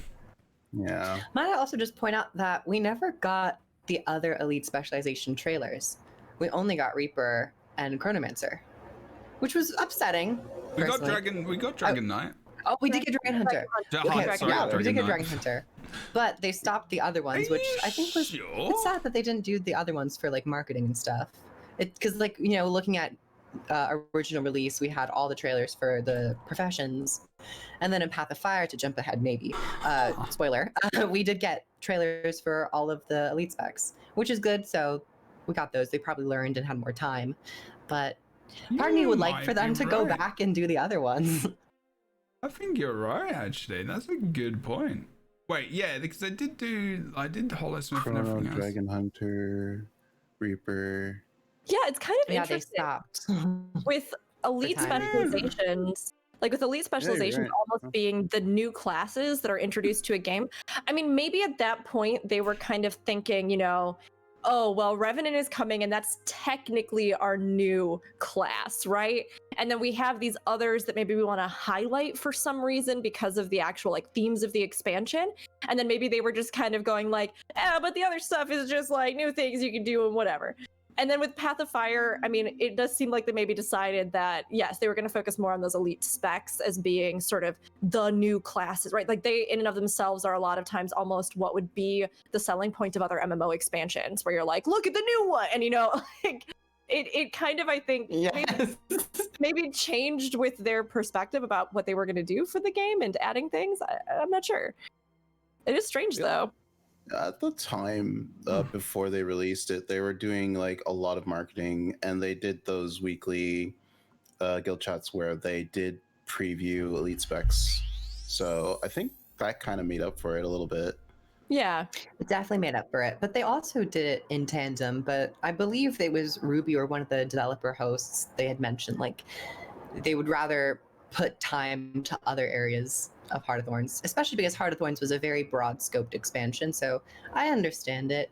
But there's still something so cool about having class trailers just to look at and go back to and be like, I mean, they develop memories. hype, and I think I know why maybe they didn't, or maybe they changed their mind, and it could be something to do with when we talked about this numerous times about how they marketed the game at that point in time, because we showed them off on streams and we had access to them before launch, and there was a lot of videos out there, and I actually think that may have been part of it, but I also think that you're probably right, they maybe just focused on other stuff and they had a lot to do. I guess this is the Revenant trailer in a way I'm showing on screen. They did have a specific Revenant one, but it wasn't that great, honestly. I can't find it for some reason. I don't know, but I mean, I'm great at finding things. Yeah, go link it. If you want me to find it. Yeah. But obviously, you know, Ritlock, you know, returning from the mists and all that kind of stuff. He was the reason why we kind of have Revenant, I suppose, as well, which is the video on screen if you are watching from home on your YouTube or your Twitches. But yeah, it was a very cool new class, and actually kind of sad we haven't had a new one since then. We've got elite specializations or like classes, so it's not too bad. That's so cool. This was the only trailer that really highlighted the Revenant. There are a couple of cool shots here and there, but it wasn't the same as like the other class trailers either, because it didn't go through specific skills. It kind of just was like a look at scenery and like look at these things. I saw this one. Yeah. I saw this one. I wasn't sure if it was an actual class trailer. I guess it kind of is. Yeah, it just kind of says play the Revenant. I guess I would chalk it up to that. And look because it's about the specific Revenant. Yeah. Is it gonna fight? Is the Revenant can glide? The Revenant can summon things, and yeah, I didn't like this trailer too much because it didn't really do what the other ones did. Yeah, you would think that like one of these taglines on here would say something there like you go. channel the power of ancient spirits or something, or like of heroes of legend, and then like leave your own legend, or I mean they could have it does seem a little bit strange, but just conceptually, outside of the other elite specs that we mentioned, I do think that Revenant is one of the most interesting classes to me in the game. Like I love that it's a class that in and of itself draws on unique lore in the world and the game and things with the character, like Ritlock and what we were talking about there, that journey from mists, and the mists themselves are such an interesting place. And to have these spirits that like bridge the gap between Guild Wars 1 and Guild Wars 2, and that sort of build your understanding and connection to the literal history of the world, I think that it's so cool. Like I love the idea of it. And I just it's one of those classes that I think does stand out to me. Sorry, I had a loud bus going by, but it's one of those classes that I think does stand out to me. We'll try and get as those quiet far buses to get past next yeah, time. yeah. We'll let him activate, There with you. go by. But yeah, like it just feels so unique to Guild Wars 2. It's kind of like Mesmer in that sense to me, and that I really feel like it's one of those classes where I'm like, this is really, really cool. This is really Guild Wars 2, sort of in its own design mentality, and it feels unique to the game. Yeah, that's very true. And like bringing people back and everything else from, I guess the Guild Wars 1 as well, and just yeah, you're right. They did definitely do it in their unique way. That is for sure. So Revenant, so you kind of enjoyed Revenant as well, Age, along with that. That makes sense. And the Thief as well, kind of assassin character in PvP and like that competitive because environment. I couldn't play Thief in PvP because Condis were really strong. Yeah. So I had to play an alternative class until that got fixed, and Revenant was the pick for me, just because Revenant and Mesmer are like the assassin base in terms of like heavy and light. So Revenant was the fun one at the time since it was new and shiny, and so just strong. go for that. Yeah, it was really strong. They had to shave it down, I remember. But yeah, it's still the very assassin-y class, and you can play it as a tanky bunker kind of decapping class if you hate life, I guess. Don't need to call me out like that, Jabro. I know. You do. I'm pretty sure you have a build video with that. I have so many build videos. I probably covered it. Yeah, something. I like to go down the dark side. Yes. I've been down that dark side, making engineer turret engineer very famous back in the day, and getting those. But can we take a moment to honor the worst and best build ever created by our lovely co-host of last time, World of Enders, the Ventari Explosion Tablet build? Did nobody play this? Does no one remember this? I actually might not. I don't know. I was raiding with Jebro once, and I said, "Hey Jebro, remember to look at this?" And I blew up my tablet, and he just went off on me. Oh God, yeah. God. That's funny. That was PvP, man. The most impressive thing, and I encountered it quite a bit in PvP, and then they had to do a bunch of changes to the tablet explosion, which was great. Yeah, you seem really upset about that. No, I mean, you do seem upset about it. Sorry, I wasn't meant to be sarcastic. Just English, and I forget that sometimes I can actually just talk normally. So sarcasm is normal. Cool. Okay. I guess we're kind of done that. I guess Heartthorn. Oh no, I can say my bit, I guess. Heartthorns for engineer was kind of weird because like Scrapper is Scrapper is probably out of Scrapper and Holograph. What's that? And Holosmith. I think Scrapper's actually my favorite because I like the kind of, it's very scrappery. I mean, I guess it's very engineering because I've got little robots like just surrounding you and they're doing your bidding kind of thing by like supporting you or doing damage. And they've had changes. It's not very iconic. It's not very much like, I guess you do feel like your class changes, but it just more adds a little bit of something, It like adds a bit of stealth. It adds a res. Like your main feature as a scrapper is the fact that you can, send out your gyro, your little bot, and it will res or downstate people, finish them off. So it's mainly a PvP mechanic more than anything, and they've tried to work things into the traits where it gives you super speed and stability and stuff when you activate it. But you know, other than that, it's supposed to be a very defensive kind of trait line, I suppose, and it's not too bad. It's fun to heal with it, but you don't really give off many boons or anything else additional, so it's like, it's not in Guild Wars 2, if you're not doing, you know, 2 or 3 different jobs rather than just the one thing, then other than if you're hand kiting on Deimos, and again, you know, you hate life, which is what I do right now. Apparently last week, no, the other 2 weeks ago, I was like, I don't want anyone to do this job because it's boring and it's horrible, so I will do it. And then it was like, I'll do it on my scrapper as well. And I was, well, it was the worst. I was like standing there, I was like, I'm just dying and everyone has to start again because I keep dying. This is sad. Just play Ventari Revenant, that's all. I should have, but oh god. Oh no, I would doubly hate my life. I mean, there you go. Just go for it. I try where I can as a druid to just toss a little pity heal in the corner over there during that. Like, you know, like look at you in the sad punishment box, all those grabby hands. Like, give you a You're little the person heal. we don't like, so you can do that. But you know, other than that, I think Scrapper's definitely have been a fun one over the years to kind of have different builds. Like it became very good Sido-Noder, it still is. It's still good in team fights, really, and ranks and stuff. People don't really play it in monthly ATs anymore. They did. I think they kind of dip in and out because it's just an all round.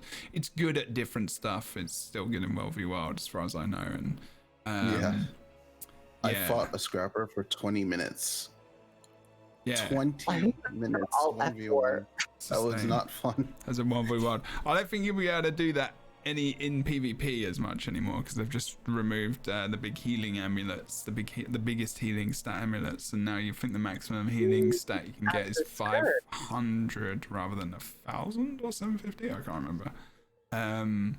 So that's changed a lot. I've actually got to get in there and try that out. I do see in chat the mentions of Holosmith being a class that some people are feeling is maybe a little bit confusing in a thematic sense or kind of strange. It's funny because I think Holosmith to me makes sense in the, at least in the theme of, right? If we're talking about ways to create illusions within the world of Tyria, right? We have these 2 sort of forces that kind of occur and happen, which is sort of magic and then this rising of technology, mostly in science, mostly embodied by the Asura. So for me, although the balance isn't quite, you know, I think Tyria to me feels more magical than it necessarily does all the time, like technological. There is that component.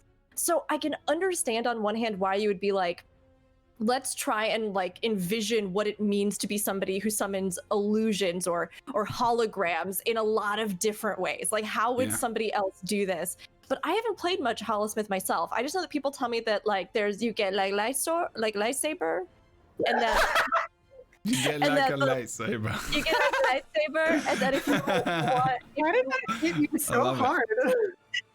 And then if you want to be Star Wars, you can do it. If you want to be Star Wars. That's what I've heard.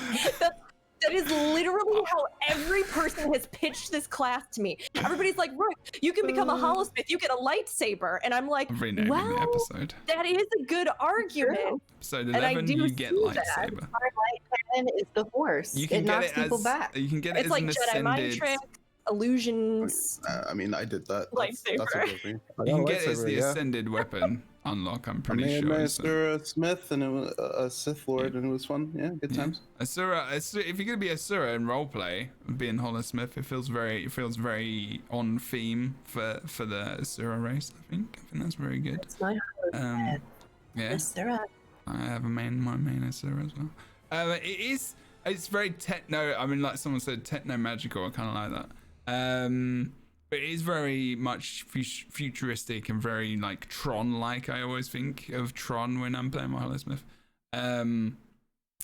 It's very loud as well graphically, and I'm not a massive fan of like loudness all the time because of just commentating PvP for so long and just how I've always been like, sometimes people just cannot see what the F is going on most of the time, and we have to try and make this work. I like when my screen is just rainbow sparkle barf. I mean, I'm pretty much. I logged on to Hello Kitty Online. It's great. Memories. I don't need to know where mechanics are if I'm in the middle of a sick rave, Jeb. Yeah, that's true. I want to experience an acid trip without taking acid. So I'm for it. My omnum berry bars and my rainbow unicorn finisher, and everything is fine. So it's a good finisher. Let me have a look. Okay, so, and then I guess Path of Fire as well. I'm my document with all the questions I had, and it's just rubbish. And then Path of Fire. Wait, did I go for everyone for this? Yeah. We did Heart of Thorns. We did Path Path of Fire. Okay, Path of Fire. So, like, were you all happy with your elite specs for that, like class-wise, and you've still stuck to the same thing? Have we all stuck to our classes, kind of? I mean, we know HS. I'm pretty sure Kroof has. I haven't played Deadeye as much. Yeah. I did try it out.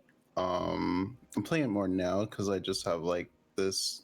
I'll talk about it later actually. But I played a little bit of the Holosmith because of the lightsaber thing.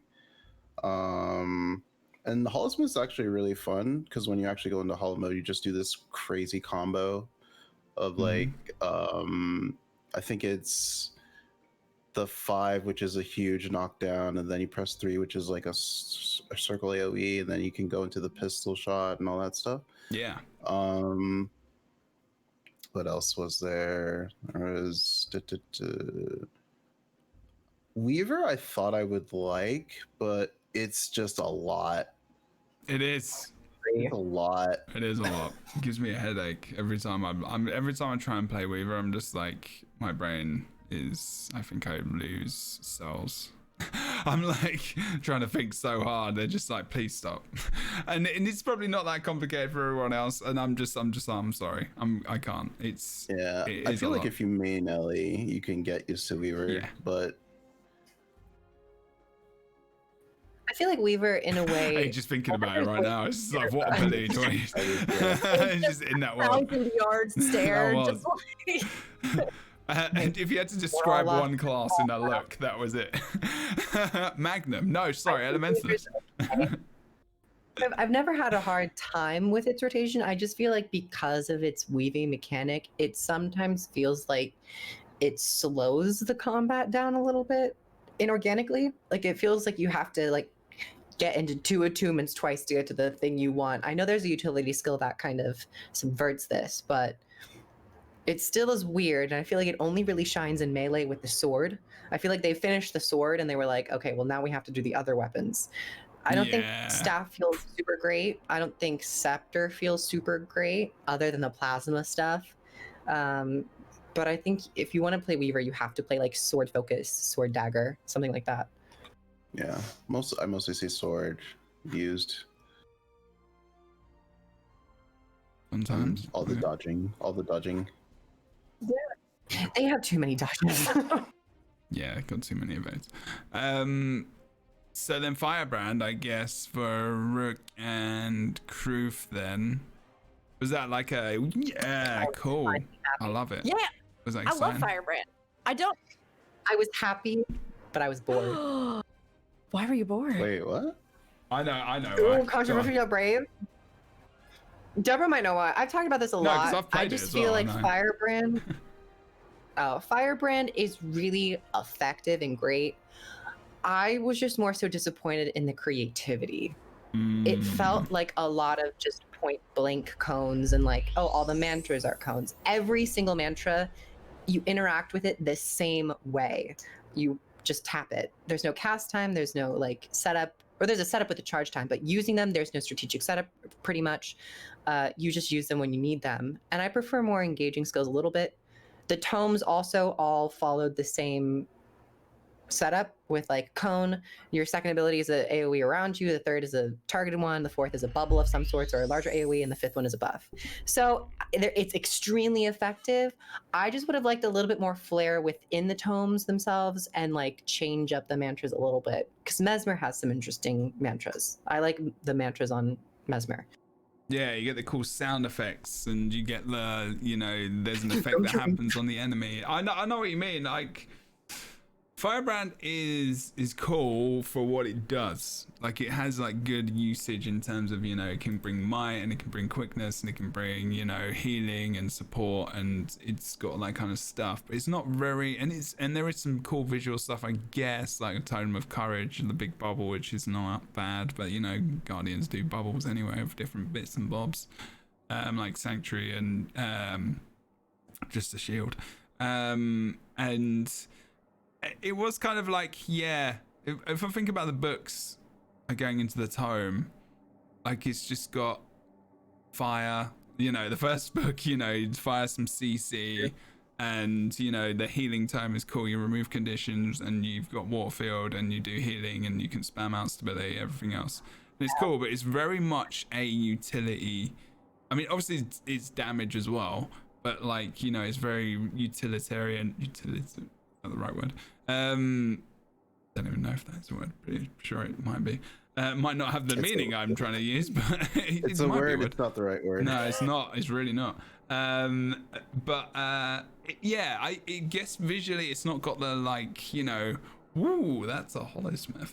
Not sure many people would have said that in that way, but like, do you know what I mean? See, because I would feel, or maybe Rooks can give us a different on it. counterpoint. Go give us your opinion. I mean, I agree, Kroof, in the sense that I think from like a player complexity standpoint, they very purposefully were going, okay, well, we'll make each of these different buttons generally do about the same thing, so that like, in the sense of, as far as like you were saying, cone, area of effect, you know what I mean? So that as players switch between these, it's not super overwhelming initially, and it's not something where like you're switching in and you're literally like, oh god, okay, scroll over in the middle of combat, like what does this one do, and then it's okay, like you have a general idea in the moment, and like with your reflexes what sort of general area the thing you're going to be doing is.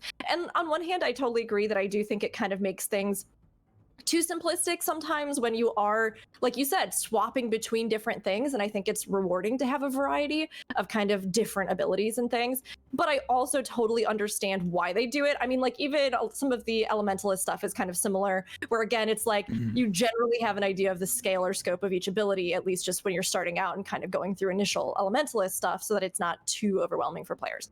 So like there's that. But I also think that Firebrand is really, really, really cool because it is so different than all the other cosmetic of Guardian.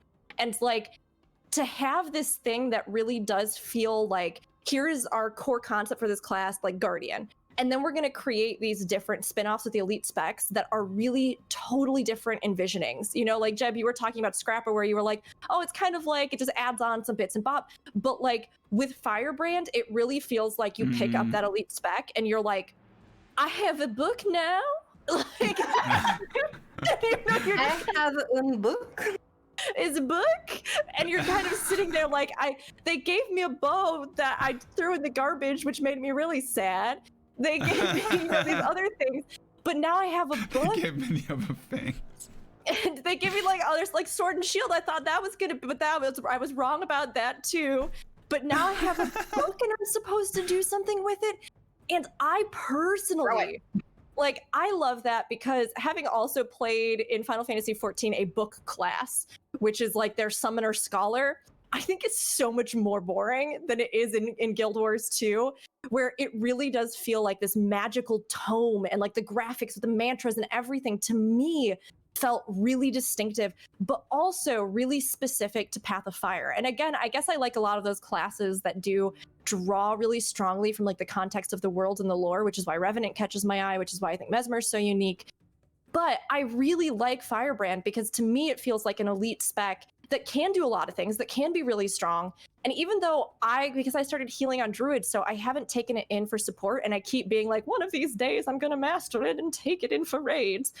Haven't gotten there yet. But even so, I actually think the entire concept of the class, the aesthetic of the class, again, it's so different from everything else that we see, and yet feels very, very, very true to Tyria. So like, I do agree that maybe they could have done a little bit more to make it a little more dynamic, a little more interesting, that felt a little unique, especially since we already have some other classes that kind of do something similar where you're switching between your kits or you're switching between your elements. But at the same time, I think what they did well. I mean, I think it's neat. I think that the concept is cool, and it's really cool that they worked it into a class that otherwise just, I think it was a bit of a risk to put it in with, because it feels so different than the rest of Guardian in a way that still works and is true to the core concept, but that just really, really surprises you, honestly, when you think about, like, what would I imagine for Guardian? And you're like, probably not throwing a book at it and being like, learn your history! And then, like, you use that for magic. Yeah. Yeah, I would agree. I would agree with pretty much everything. It probably was more easy to follow a formula. I think that's what it is. It kind of verged on a bit more formulaic for me. But I also can't help but wonder, like, what if you only were able to use one tome instead of all three at once? Like, would that have allowed them to go a little bit more crazy with the skills or more interesting? And it would probably also help a little bit of the balance too, especially in PvP early on, having access to all three tomes at once, especially with the Tome of Courage, a lot of boon up time, a lot of heals and all that stuff. I would have actually, I think I would have preferred just having one tome and you choose from the three, you can only use one. Kind of like Soul Beast now, where you can only use one pet. That's a good point. Yeah, balance was nasty. For a long Balance was nasty at the launch of Path of Fire. Kroof, I think that's also a good idea though, because it lets you like master each of those, right? So it, like you were saying, there's a reason why, having all of them at once, and if they all did really drastically different things, I think that would be really overwhelming. But if you had to pick one and like that thing kind of did a niche or something, but then it interacted with your weapons or, you know, whatever it was, I think it could give you more variety between them without making it super overwhelming to people just picking it up, you know, because every single book does something so drastically different, you have no concept of what you're even doing with the class. So true.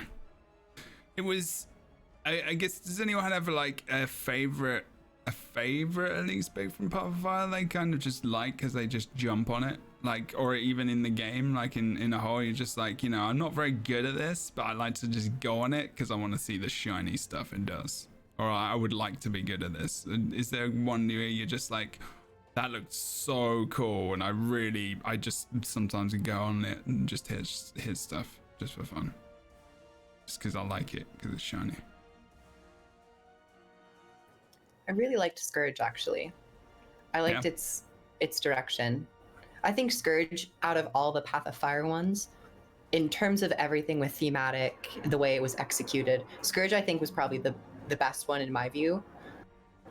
Though it was still overpowered with the trait Sand Savant, I think if they had gotten rid of that and just stuck with the more concrete philosophy of what the shades were, I think it probably would have helped early on. But I think the idea with the barrier and a more supportive tone to a class that was so focused on death and killing and damage was really nice. And it really did feel like almost a new class, almost, for Necromancers to play. Good answer. Sketch, surprising. I hate Sketch. I also play kind it of in PvP all the time, but because I actually do really enjoy like a lot of what it does. I like the barrier and I like the rezzing and the support it gives, because I like support classes. So I like playing, like, being a Necromancer support. You know, it's something you could do in Elder Scrolls Online as well, which I really, really enjoyed. You could just play whatever you want in that game. But like in Guild Wars 2 specifically, like you said, you know, being I guess essentially, you know, you're still using a little bit of def to get some barrier and whatnot as well, but it's a little bit more supportive, like with just like the barrier as the main thing rather than just, you know, your healing. Your allies aren't dying out as much as quickly as they would if you weren't there. You know, people aren't, you know, being bled out as much and stuff like that. So it's more like stopping your health from going down more rather than just like pure healing. Which is, I kind of a little like that a little bit more than just, you know, blatantly healing your team, I suppose, as well, which is quite cool. Yeah, awesome. What else? Agent Rook, what else did you like? I've got nip off again. It's just because of the noise and stuff. I'm trying to counteract people when they keep knocking on my door, so I'll be back in 2 seconds. Rook, tell me, which one's your favorite one? I want to get better at Firebrand. Like I said, it's one of those ones that I have just like barely dabbled in, but I want to get better at it. So Firebrand is definitely one that I'm interested in. I actually also think Scourge is really neat too, with that idea of like, how do you re-envision something with supports? Like, that's definitely caught my eye a lot. I'm trying to think of anything else. Tempest is one that I also have been interested in playing, but haven't dabbled in too far. How about you? I would say Spellbreaker. I haven't played a lot of it, but it's conceptually appealing just because of the kit and, you know, what it does, the blocks into like various different actions. It's kind of like Berserker in terms of rage moment, but in this case it's just block and you get different bonuses based on that. I haven't played a ton of Spellbreaker, but I would, if there was one class I would want to get better at, it'd probably be that. Holosmith is, I just play an open world PvE. I just play that for fun. I don't think I necessarily have to get better at it, but yeah, I guess those two, if anything.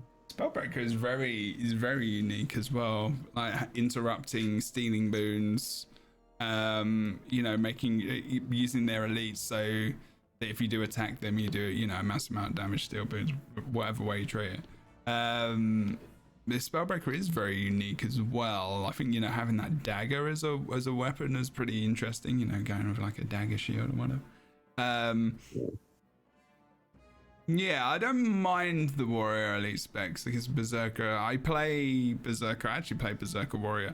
What I do in raids is I try and play a different role all the time. Like, so I'm trying to learn all the different roles and all the different things so like, you know, I will tank with a Berserker banner warrior in to kill, what's his name? The one on the chessboard. Oh, flip now. Mersat Overseer? Yeah. And I'll play that, and I played that in the last over the last month. You know, it's not something, warrior isn't something I've really played a lot of in the past. I played banner warrior in, like, you know, support Guild Wars 2 ages ago, and it was really good. I guess Hambo I played a long time in core for a bit because I like the CC and just, you know, slamming down a hammer on people's faces is fun. But like, yeah, so like Berserker, I guess I played in, I guess, well, yeah, Heartthorns, but still that's like a big thing around to, you know, boost the damage of your team rates. Spellbreaker isn't something I haven't played much of, in all honesty. I've tried to, I think there comes a point where I'm just trying to learn all the things and it's just like, can't play everything, man. But yeah, it's definitely one that's build for Spellbreaker. Sorry?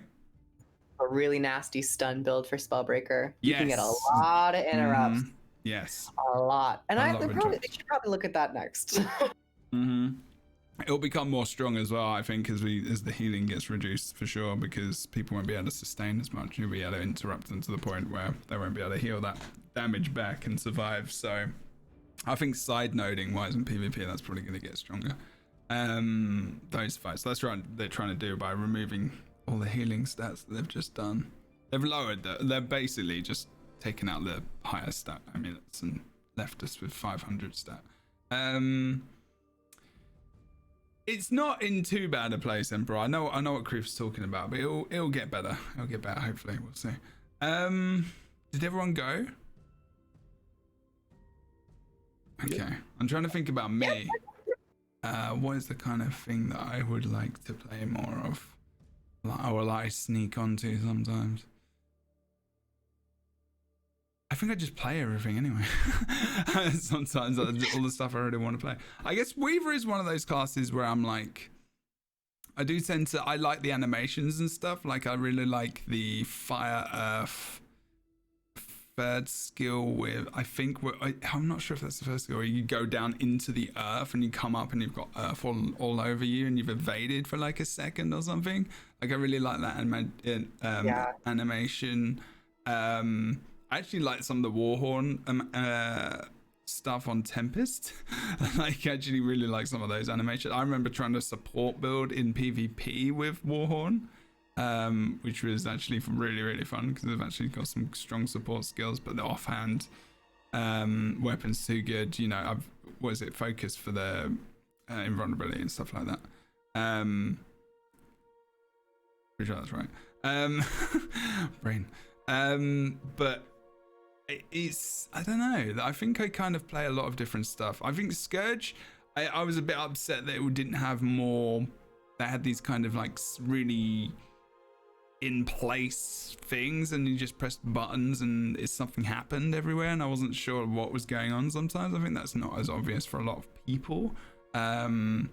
Whereas, you know, Holosmith is like this really bright colored, like there's a big arena that you can put down if you want to, and it gives boons. Then you can just get this hammer out, you know, and like Age was saying, you kind of get these pistols out and you boo, boo, boo, boo. Do you know what I mean? It's like very, like, I felt like a kid, you know, like a little boy, like with my toys and just being like, yeah, all this, do you know what I mean? It was just really fun. Very, very typical, stereotypical boy. Outdated. Who doesn't like a little bit of LARPing? It's fine. Yeah, there you go. Outdated. I LARP so much. I mean, I do that. Like, I mean, you know, and now, like, even as a, you know, getting close to 40-year-old man, it's still very fun. I just like your face. You know, and just like still make these noises when I play this class. It's kind of fun. Great skin. Thank you very much. I don't do anything. That's my mum. You can I thank my mum for that. Not my dad though. I didn't get a bad teeth though, so that's good. Bless her. I love you, mum. She does come in here. Sorry. She probably won't watch this. She's probably not here now. It's okay.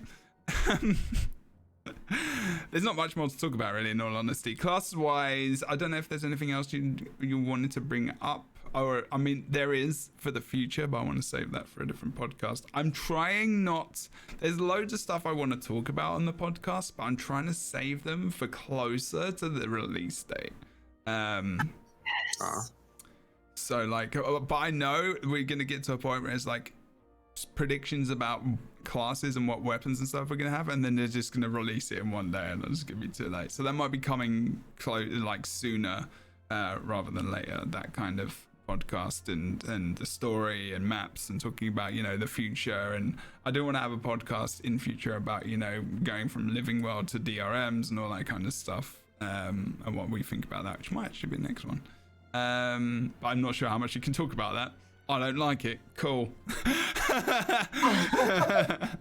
Oh, there's probably like a few more things than that, I would say. A little bit.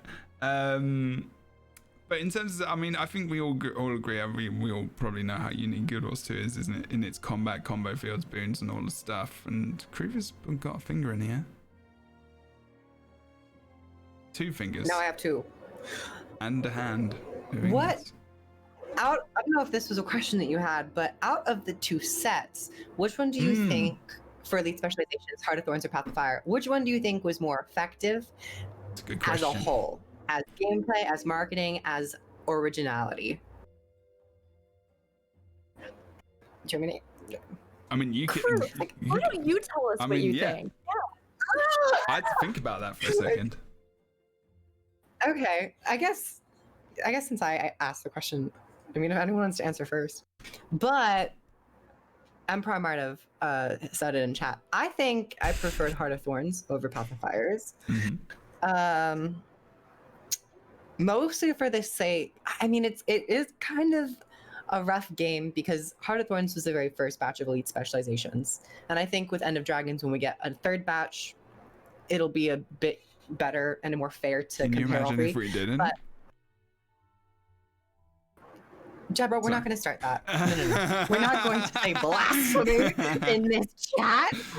Can you imagine if we didn't? Oh, God. That's the main feature of the expansion. It is That now, would be pretty so much. sad. That'd be so upsetting.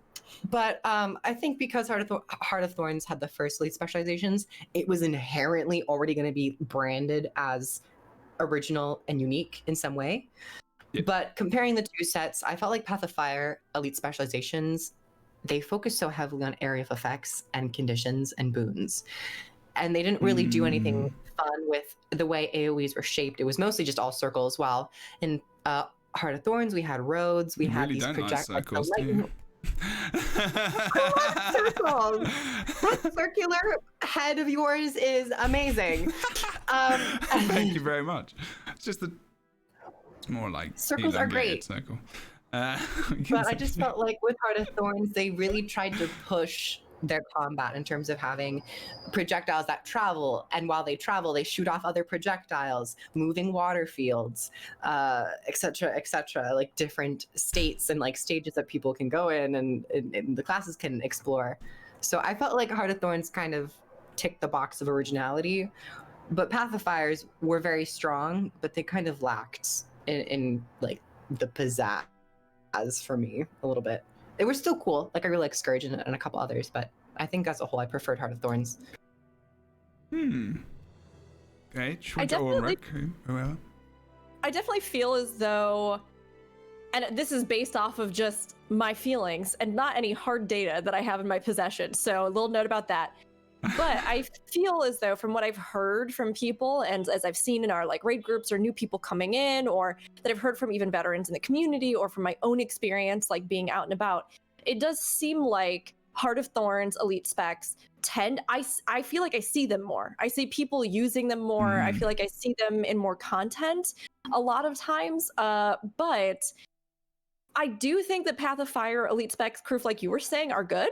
I mean, I think there are certain ones that really shine from both of the different lineups, but I do think as a whole that it seems like Path of Fire as an expansion, which is not that uncommon. Like expansions and MMOs tend to kind of do these like back and forths, right? So you get that first expansion, which is very like, it's everybody, like they're trying to put everything on the table. They're trying to secure the future of the game. You get all this stuff, you get drastic change. And then a lot of times the X-Pack that follows tends to almost be in response to the previous X-Pack. You know what I mean? So you see things get like tailored in a different way. And I think that some of those things with Path of Fire probably came about as a result of that, where they were going, well, let's make things maybe a little more uniform. Let's make things a little bit more accessible to people to understand initially. Let's try and make these something that, for whatever purposes of their own feedback of what they thought was going to happen with combat or the bosses or future content, they seem to create them in a slightly different way. I still think they're super cool.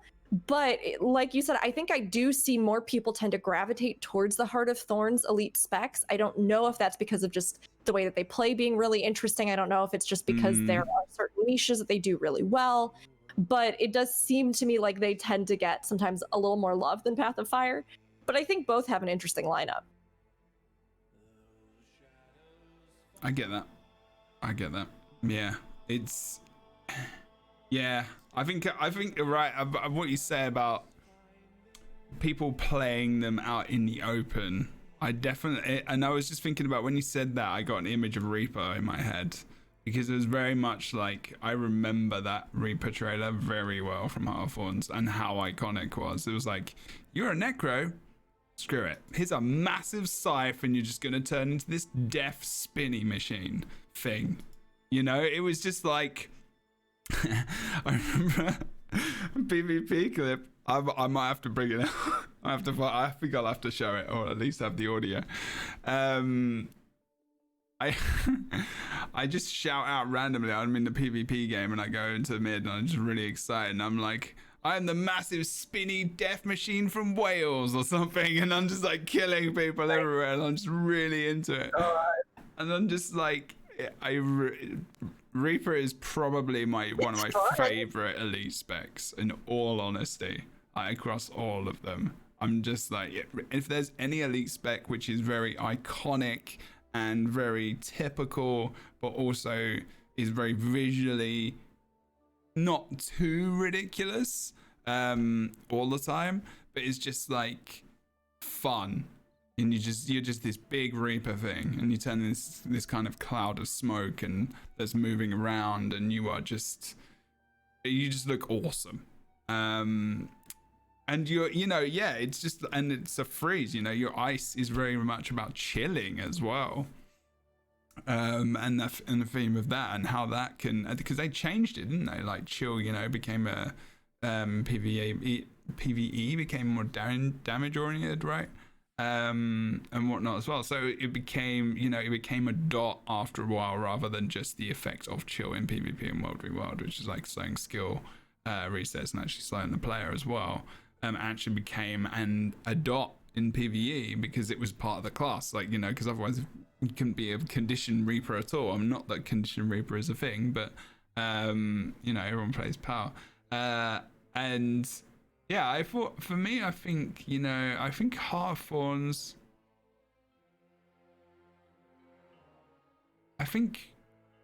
is definitely, I kind of agree with you, Kroof, really, and I guess I can understand, and I think you're right as well, but Rick, that they are definitely more prominent in raids. I mean, obviously, there are that Firebrand is a big thing in raids as well, but still Dragon Hunter is, big popular damage class in raids, and Fractals as well.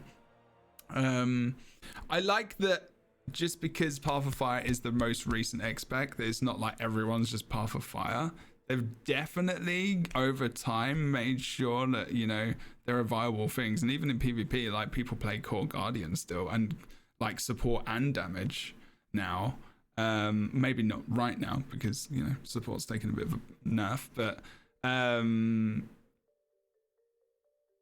And I think that was always the hope. There's still very, very powerful builds from both of their expansions, which are a bit strong. But yeah, Age, is there anything... what was the original question? Which is your favourite one? The two. Which is your favourite one to build sites and stuff? Well, I think Hot just provided more of, like, filling the gaps from the core. I think that was initially the plan. So it's like, what does this class need that the elite spec can help fulfill?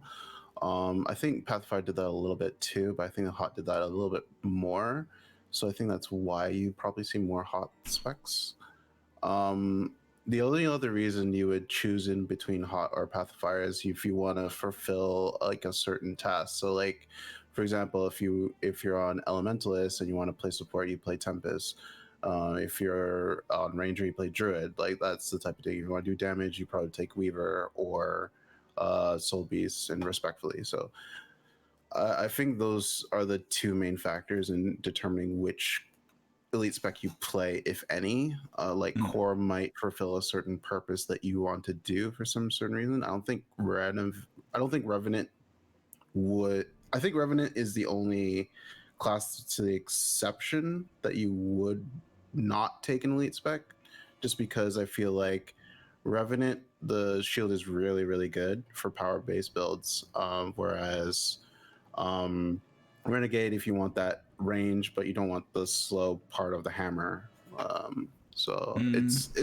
It's I feel like just those two factors of filling the holes in your play style and what you want to do in terms of overall role of DPS, support, or tanking, whatever you want to do.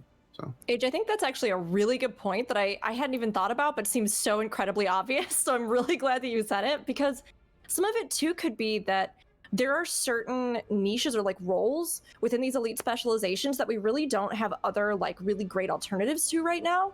And having something with like End of Dragons where we get a new set that gives more flexibility all around, where, it's not like, well, if I'm going to do X, I can only do Y, or like, well, we have to have this thing in this raid or this fractal or this, you know what I mean? Having those extra things, like poor Chronomancer jail is such a real thing. Yeah. But like, if there were other sort of elite specs, I think, that did something kind of similar, I wonder, and I'm curious, and I can't wait to see how that might actually shift what's played. Because a lot of those, especially when we're talking about raids or fractals, which is where I think you mostly see that role tailoring. Like in open world, you can play whatever. It's like you can play whatever you want. You know what I mean? But like in these more tailored kind of niches, I think that you like the raids and things came out with Heart of Thorns. So there's some stuff there that already I think kind of plays to certain archetypes, although we've had some newer ones. But I think it is one of those things where if we have more options for the different classes, that could affect what we see played and what a scale is being played at, because it could just be right now that there are certain niches that just have to be fulfilled that are, you know, you've got 2 options or 3 option or 1 option as opposed to something a little bit more balanced. Yeah. I think Elementalist is probably the one that has the most flexibility, even with core, just because it could do everything. But yeah. Yeah, it's I'll be interested. Okay, very quick, tiny last question. New expansion, come up with a random name for your class and a theme. Something really, it can be really random. New, elite spec, like theme, just a theme. You don't have to come up with abilities or anything. That's going to be a future class. That's going to be a future one. You're going to get planned in time for that one. I want to do a really good like advanced, give people like get 3 people 3-month warning, no, a month warning, sorry, and just be like pick your abilities and all this stuff I want to talk about. I think that would be fun. I would do that. Yeah, that sounds fun. Yeah, it sounds like a good one.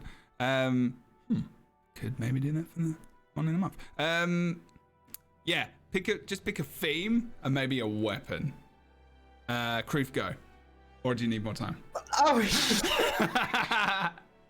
Or do you? I could randomly make something up while you guys think if you want. Guardian. Okay. Sentinel. Okay. Main hand focus. Main hand focus. Okay. Why not? Spellcaster. Ranged. Yeah. Okay. And they damage or they support or what? They would be slightly barrier oriented while having long range capabilities. Barrier for allies, not as much barrier for themselves though. Okay. Cool. Balance is key. There you go. Thinking about balance. Rook. Dragon champion. Champion. Mm-hmm. And you channel the different dragon's abilities. Oh my god! We go from thinking about balance to blowing my mind. I don't care about balance. It's about what I want, and what I want is dragon champion. I want dragon champion. I want to be able to channel the different aspects of the dragon. Kill me. Or like embody, like I don't know, wrangle the not that you are channeling, not that you're channeling their spirits. Okay. But that like you are channeling the energies affiliated with them. Yeah. And so like you could have something that would be more healing aspected, or it could even play off of a little bit of that like, oh gosh, reflection or like repurposing of energy, which we get with like the crystal aspect with Aurene. Yeah. I think that would be super cool. You could have something that's like consuming for Kralkatoric, where you're like doing damage, but you're like consuming enemy spells or something, and then like turning them back. Like there's so many cool things. You could even have a little like with Zaitan. Maybe you get like Bony Spectre dragon wings or something, or you can. Sounds really good compared to the others. Like maybe get some little wings or something. I mean, look, if you're gonna be a dragon champion, at some point you have to get wings, and I don't make the rules. That's just it. That's how it goes. Like maybe you don't even get a weapon. Maybe you just like when you're doing the different, magical things. Your weapon is just your back piece, and we totally throw it out the window. And your back piece are just dragon wings that you have. And I think there's this no limitations. You said focus main hand, Kroof. What do you want? Look, I'm just saying I think it'd be great. If you can't have back piece, then maybe you just like, as you take on the different, I don't know, energies or something, you get some different summoned weapon or something. I think that could be kind of neat and would totally shake things up, but also play into the recent themes. Sounds cool. Age? Thief elite spec would be duelist, offhand sword. You would get damage bonuses based on being visible. Oh, okay. So the opposite. So more tanky and like Julie. Look, man, I just want a 1v1 in PvP. I just I want agree. the opportunity. That would actually be quite cool. Yeah. I like it. Okay. More damage while being visible. Interesting. It doesn't necessarily have to be more damage. It's like damage bonuses. Or even Just survivability, like you just like or something. Yeah. Okay. I like that. It's kind of the opposite. Oh god, I didn't even think about this question. I was just too busy listening to you. You lot. Okay, I want an engineer mace, which is also your ascended weapon is gonna be a big wrench or something which you can get, which I know you can get with toolkit anyway. But you basically can do the stuff you can put out boons and everything else, like kind of what a Chronomancer does, but you do it by like building equipment or something. And I know I would actually hate to play this, but it would be funny. It would just, I don't know, like there's rather than it being like a unit that you put on the floor, like a turret or AI or something, it's more of something like a spirit that you summon or something, but it's something which follows you around on like a track or something maybe, I don't know, and you construct this thing, and as you go around and as you add to it, and it empowers like your raid or whatever, and sometimes people have to like put combo field or heal it or something to build it up as well as you go into like a raid or something. That's interesting. Very random, but like it changes graphically as you it would be crap in like PvP and multi-world and stuff, and there's no way they would ever do it, but it was just a top of the head random thing. Either that or like holographic armor that just randomly appeared on you, and it would be like a really tanky class, and it would just be like Holosmith armor like kind of thing, and it would be called the Dragon Not Champion. Opposite day fate. Bit long-winded. Originality. Bit long-winded, but you know. I'm just picturing Jebro tanking Mersato with series like, oh, you guys want protection? Let me just craft that for you. Right yeah, now. exactly. Yes. See, that's what I mean. Like, and you've got a hammer that you do it, like crafting boons for people. You see? And you have ascended boons, and you can only make them once a week. Wow. That was funny. You just ruined it. That was funny. It was funny, but you just ruined it. I got it. But I like the idea of like crafting like boons, like, you know, mechanically building boons for everyone. So like armor or something, and like barrier and stuff like that, and being like, I know you can do it with Scrapper, but like, you know, having this ability where you can like strap armor onto people, and that being a thing like Scourges with barrier, I guess, like a supporty kind of thing. Forge Master. It could draw from. And this is why they come up with the names. Runic dwarven traditions. Dwarf. Sorry. A lead spec called Dwarf. It's just called. I know you a dwarf. little bit, Jeb. I know how to fill this out in a way that I know thank you're you. gonna love. Oh, Rick. And then if you use too many, if you use too many of your abilities, you turn to stone, and then you can't do anything for the rest of the fight. Rick's been here way too long. Clearly knows my obsession with dwarfs. Mini plug: Dwarf Week is next week, everyone. By the way, on stream, it is literally Dwarf Week next week. What does that mean? It means we're playing games where I'm a dwarf, and I might be wearing something. Oh. What? You might be wearing something? Yeah. Jeb, definitely wear clothes to stream. I think you'll get banned by Twitch if you're nude.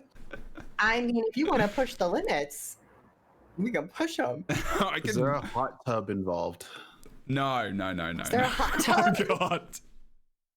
That would be quite nice, though. I know this is a theme on Twitch right now. Next week, are you showing off different swimsuits for all of us on stream? I mean, Sign me up. maybe. I've been working out. It's going along. I've been doing a lot of squats recently. No, unfortunately not. I actually put a little bit of weight on. Put a couple of pounds on, so I'm trying to take him off. And then the stream bought me a cheesecake. It's the bulking process. I am going to release some news, actually, to the podcast as well. I did get my 10-year green card. I thought you last said week. nudes. Oh yeah, congrats again. Yeah. Yes, thank You you. just, Kroof, Jeb, you're gonna have to say it again because Wait, what Kroof did you was say? talking about nudes and totally Nudes? overwrote you. So You said nudes, and I didn't. I thought I heard the. Okay, the rhyme. I got my nudes last week. Oh, I mean, I could You have. said you're gonna release some news. Oh no! I'm not releasing an OnlyFans You page. could have hired a photograph, I mean, or I don't. Maybe you when could I'm have older. done a celebratory photo shoot with you, nothing else, and just your green card. Like, just Oh yeah. raw, uncut. You know what? That would be kind of Oh yeah, iconic. that Not gonna set lie. is available on That'd be Patreon iconic. right now. Um, That's but what it then- is. Can you restate your news now that Kroof's gotten the nudes out of her Yes. system? I got my green card last week. Sorry, wow, it's not news, is it? Last week, which means I can stay in the United States for another 10 years, and that is a big deal because I've been working towards that for 6 years, kind of, really. Lots of stuff has happened since then. I've got married, I've got divorced, I've gone to school. And we have an awesome community here as well. And we are going to end the stream on the good news. We're going to end the podcast on that good news, as well as thanking all my guests who are amazing, as per usual. I'm not a US citizen yet. We're not there yet. That's a lot more work. And yeah, we're going to do an outro. So, no music, fine. I'll play some then. Wow, went through the whole soundtrack, really? Sure about that? These podcasts are quite long. Today we've had Age Rook and also Kroof. This is a pre-stream conversation. I just thought I'd add that. Rook, what do you do? Where do you do it? Thank you very much for coming on. And if you could have an exiting party bag, what would be number one gift that you would want in that bag? Thank you. Oh god, oh man, so much pressure. Okay, I am Rook. You can find me at Bird of Chess, just about everywhere. It's a pun because Rook is both a type of chess piece and a type of bird, but I don't know how to play any chess, so don't come looking for that. We don't got any, there's none. What we do have is a lot of MMOs. So Final Fantasy XIV and Guild Wars 2 are my mains. I'm an ArenaNet partner, I'm very happy to be so. I adore them, and I play a bunch of others as well. You can find me twitch.tv Bird of Chess. You can find me on YouTube now too, Bird of Chess. Thank you everybody that's checked that out. We're just getting started there, so every time you hang out, subscribe, leave a comment, watch anything, it means a lot. And I'm really excited to keep expanding what we're doing, and also to learn from amazing masters like Kroof over here, who I spy on and try to channel the good YouTube energy from. So I'm excited. It'll be a good time. But you can find me doing all sorts of different stuff, usually 3 to 4 days a week, with podcast appearances and new YouTube videos going up once a week. What's in the party bag that you need? That you would My like? party bag. I want a really good life-sized baby Aurene plush. I don't want that nonsense. I don't like the one that Do they you know what have. a party bag is? Are you talking about something we can blow up or like and put in a bag? She's a baby. She's little, Jebro. She's a little baby. And then you put her in a Push her really in. big bag. I forgot this is America. Party bags are probably a lot bigger. Yeah, they're pretty huge. All right, a life-size Aurene eventually. Or something. We'll try. Okay, I'm not promising anything. Good answer though. Kroof, what do you do it? Where do you do it? And also, if you could have something in a party bag when you exited, what would it be? Hi, Love Friday. my name's Kroof. I don't know if you know. Welcome to the stream. I mean, welcome to the end of the stream. So, I do YouTube stuff. A couple videos every week. And I do streaming on Twitch on, I guess, Friday now, because podcasts or whatever. But sometimes it's Friday if I'm feeling it, but definitely Saturday and Monday. And yeah, mostly to YouTubes. And got some more lore videos coming out, maybe. You know, nice little subtle lore stuff. And party bag, right? Mm-hmm. Condoms. Or $50. That'd be fun. Kroof, if you take the $50, if you take $50, you can go buy yourself condoms and then still have money left over. Both. Or both. You know, they're both very small and attributable. You can fit them in a party bag. You know, party, it's a good time, right? I mean, Stay safe, everyone. We're Xing. It makes, you know, if they announce it at the party, stay till the end, you'll get, you know, protection. They didn't specify what kind. And $50. Well, I say Kroof. and $50. Kroof likes, Oh, God. Kroof likes supporting and protecting her allies, but also herself. Oh my god. Oh. You're very true. Very right. Age, please. Help me. I'm just happy to be here. I'm so happy to be here. H is like deadpan most of the time. I just love it. Such a legend. All right, H, tell us what you do, where you do it, and also you would like to have it in a party bag at the end of the night. I don't know anymore. Yeah, so as you can tell, I am a thief main. I play mostly World vs. World. I might get back in PvP these days since support is a little bit more tolerable. So yeah, you can find me streaming during the week, usually in the evenings. I also play Apex Legends if you're into that. It's kind of like FPS Guild Wars 2, so yeah, if you're into that. I'm getting back into YouTube, so probably put out a video next week. I actually made a Dead-Eyed Shadow Arts build that closes the gap on Rangers. You'll probably hear me rant about Rangers a little bit in that video, so I apologize in advance for all Ranger mains. Yeah, I also do a Guild Wars 2 podcast called Talking Script. It's at 4 p.m. Eastern at twitch.tv/madrealms. That's 2 A's in the mad, and my Twitch and everything for me is Age Night Road, Twitter, Twitch, YouTube. For my party bag, I would like a replica of the legendary Incinerator. I would like a $100 Amazon gift card, and when are we adding to this, man? I would like Go XLR Mini. No, actually regular Go XLR. You didn't say it couldn't be an expensive party bag, so yeah. Jesus. I want to add You can't just add stuff to the bag. Okay, I said one thing. Everyone. I want We've gone around in a circle, and all of a sudden I'm just completely bankrupt. I've got no protection, no money, and no equipment anymore. I can't afford this. I'm a bloody student. Jesus Christ. What's the matter with these people? Gotta upgrade somehow, you know? Taking all my stuff. God, by stealing it from me. Everyone's taking my shit. Why is everyone taking my stuff? Actually, I'm giving it away as a party, I guess, so. I'm certainly not stealing it. They're just making high demands. But anyway. Okay. You said what we would like. You're not necessarily giving it to us. That's true. I just, yeah, that's true. All right, so. You didn't say it had to be reasonable. Look, you, all right? With your condoms are very reasonable, protection. I feel like condoms are you know what, actually, reasonable. that's probably a really good idea. That's probably a really great idea, actually. They're within a price range that's reasonable. Okay, right? we can't have another podcast about what's going in the party bag, okay? This is not how this is going to work. I'm going to do my outro with apparently epic music, which is in Guild Wars 2, apparently. Right, I'm Jebro Unity. Jebro for short. Twitch.tv/JebroUnity. JEBROUNITY. You can find me on YouTube, Instagram. Instagram was the second thing I said. Twitter. I don't really do much there. On Instagram, not Twitter. Twitter I do. Sometimes, even though I hate it. YouTube.